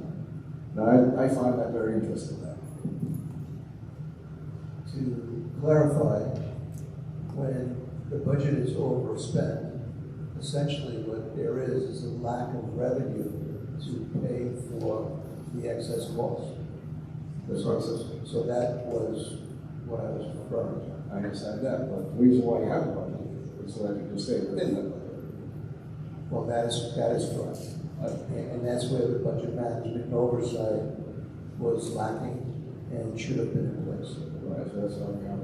As far as Caithness, what you guys have to say about Caithness? It's coming on for, what, 2 years? I think it's 2 budgets, like 2 or 3, I don't remember. When you said budget's on for 2 years? We talk about it in 26, 27, what is it, 27, 28? I believe 28, 29. 28, 29 school years, so the back half of 2028. So what are you looking at that? You don't know? Say again? What are you looking at that as far as We revenue? don't know, I mean, that's something that the town would have to tell us, and they haven't told us that. What are you getting right now? What came in with about it's supposed to be $1 million for the school tax? The pilot payment for Caithness. Yeah. No, the pilot payment for Caithness is roughly $6 million. It's fluctuated over the years. Yeah. Like some years it was as high as 9. I think right now it's somewhere around 6. So it's been 7. So it's somewhere in that range. That's right.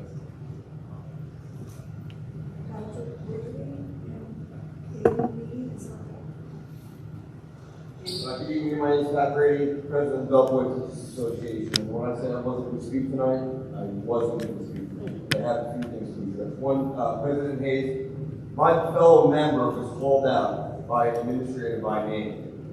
That should have been stopped immediately. At no point should any of my members be called out by name. Okay? In your own statement that you read, either the South Country Board of Education or the Superintendent of Schools will entertain a public comment relating to any individual. Call that Matt, retiree or soon-to-be retiree. I think it's still pretty good this year. Second thing, the question was who's going to do the work? We'll do the work. If you look at the history of South Country, there's a reason on our emblem or our logo that it says backbone. Because we, BTA, are the backbone. We have in our ranks doctors, we have nationally board certified teachers, we have administrators. We've done all those jobs before. If it wasn't for APPR, we wouldn't have so many directors. That's the reason they're here. APPR brought directors here. I think it's 15, 16 we started the number of directors. It all runs. We will do the work. Put us to work, we'll do it. The other part that we're missing is last year I stood up here and I had 433 PTA members. For next year, I'm asking Jay Burmeister, my treasurer, to create a budget based on 360 members. Those are numbers, those are peoples, those are lives, all this time. The district needs to do better by us, because we continue to do better by the district. And that includes what the BTA, who is NICET, is doing to get the special act legislation to pass. So take everyone's words, please. And I think Matt deserves an apology.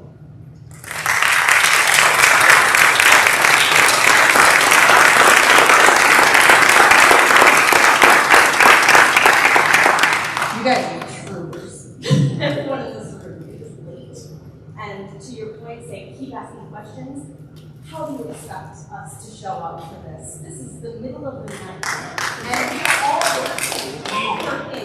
This is crazy. We are a working class neighborhood for the most part. I work 2 jobs. I'm sure many people in this room do. We are exhausted. And you're asking more of us financially than we have, frankly. And so I would love to be more involved in this. My daughter's only 6. I've only lived in this district for 2 years. I'm going to be in the minority in this room that I have no loyalty to this district. I'm not from here. I don't have these amazing memories of these olden days that I'm hearing about and have no evidence of.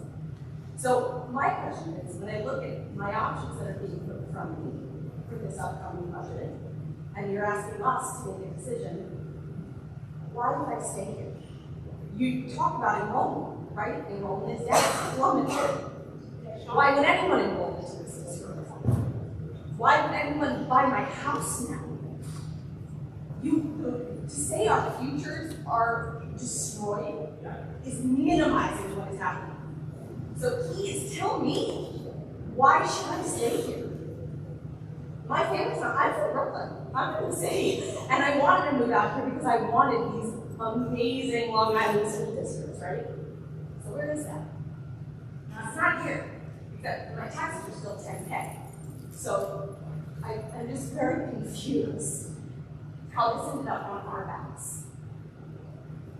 I just don't understand how you think enrollment will get better, and what is the long-term trajectory for that. I work in a nonprofit, and part of my responsibility is to think about not next year's budget, but the next 5 years' budget.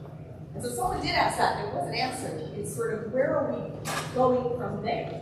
Assuming that we survive the next 2 years, then what happens?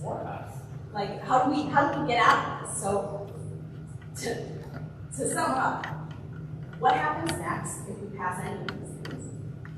And two, like, how do you think enrollment's going to get better? How are we going to get revenue? What's the plan on that front? Because I haven't heard anybody mention that. I can respond. In response to the question about enrollment, enrollment's declining in Long Island across the board. Our enrollment will bottom out with probably another 200, 300 students. We actually engaged in a demographic study. We're waiting for results. We have preliminary results that show that in the next 10 years, we're looking at another drop of 300 students. This is a trend that's happening across the island. When I worked in the district that Pullman and I worked on together, for instance, which was a 3-village school district, Ward Belleville had over 2,000 students in high school. They're down to just over 1,000. So this is, again, systemic across the island. In terms of what happens next, the work continues. We're sort of steadfast in trying to resolve the current situation in the current year. Like I said in my opening remarks, it's very difficult to sort of plan and project if we don't know where our base is or where we're standing now. So we need to resolve our current deficit this year and our deficit for next year before we make those projections.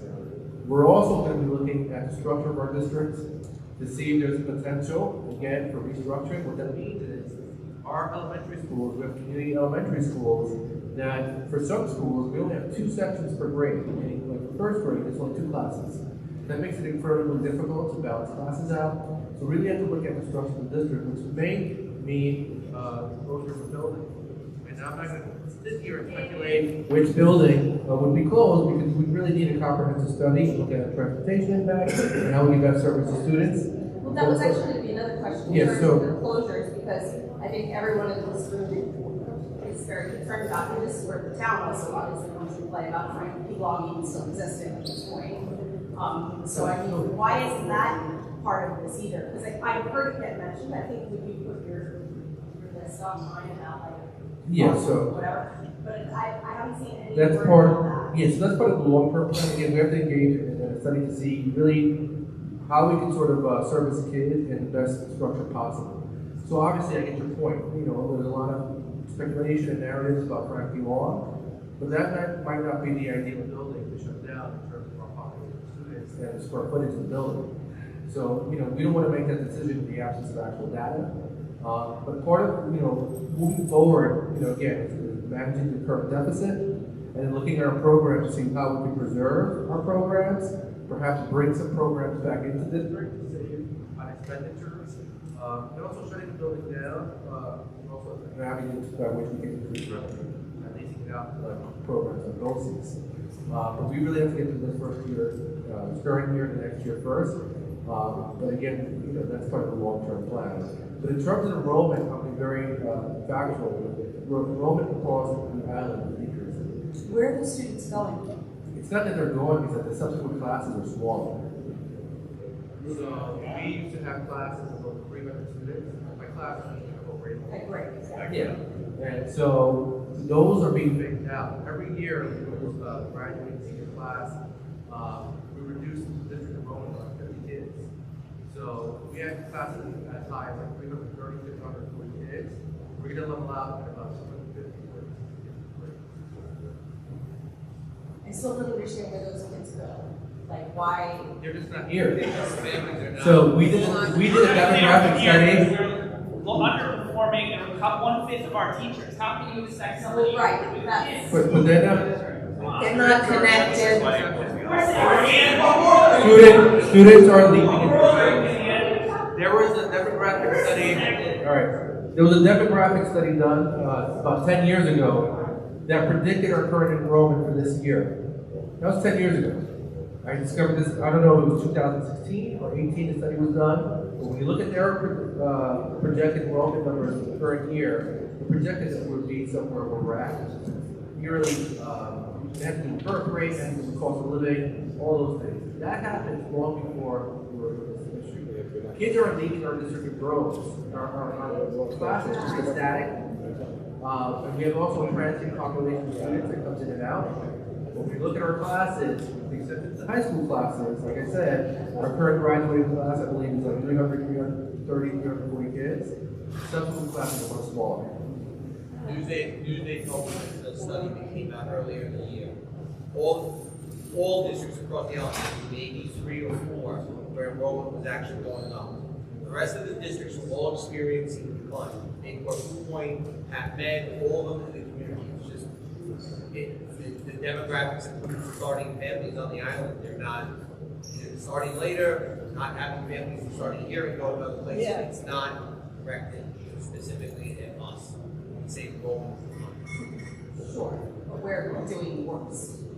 So you can see why more people don't want to come to this one. Is my, and like why would they and why would we stay? The first thing that comes up when you look at Zillow, find a house. I mean, the idea that this is that you don't look at a school district but you look where they live with children is so out of touch with reality. It's false. Yeah, and so the point being, this is a major thing that's going to affect people probably not passing their budget. If you don't get anything out of this, you haven't given us any hope. You haven't given us anything to look forward to. Basically, you just raised our taxes, lowered our property values, and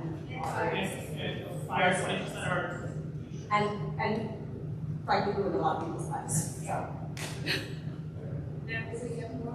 David Goldwhite's here? Well, we're just making sure, right? It's a respectable thing to do, right? You're not part of the meeting. Could you please let our clerk call the names?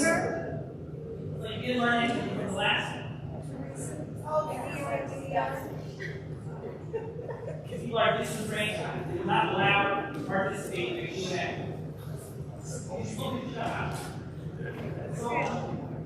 You're going to talk about being unprofessional, right? I've been gaslit for years. Okay, we would like to hear from our speaker, if you can talk over this. I also did not have any intention of speaking tonight. Can't take the microphone out of it. It's easier. It's funny. The 3 tiers of not so good options that we've seen tonight of eliminations of programs, there was one that was extremely jarring. And this is a little personal for me since my voice is quivering a little. The elimination of band, chorus, and orchestra. I'm imploring the board to take that out as an option. I have twin girls that graduated from Belfort High School this past June, which is almost a year ago, class of 25. One who struggled with some various issues throughout the years.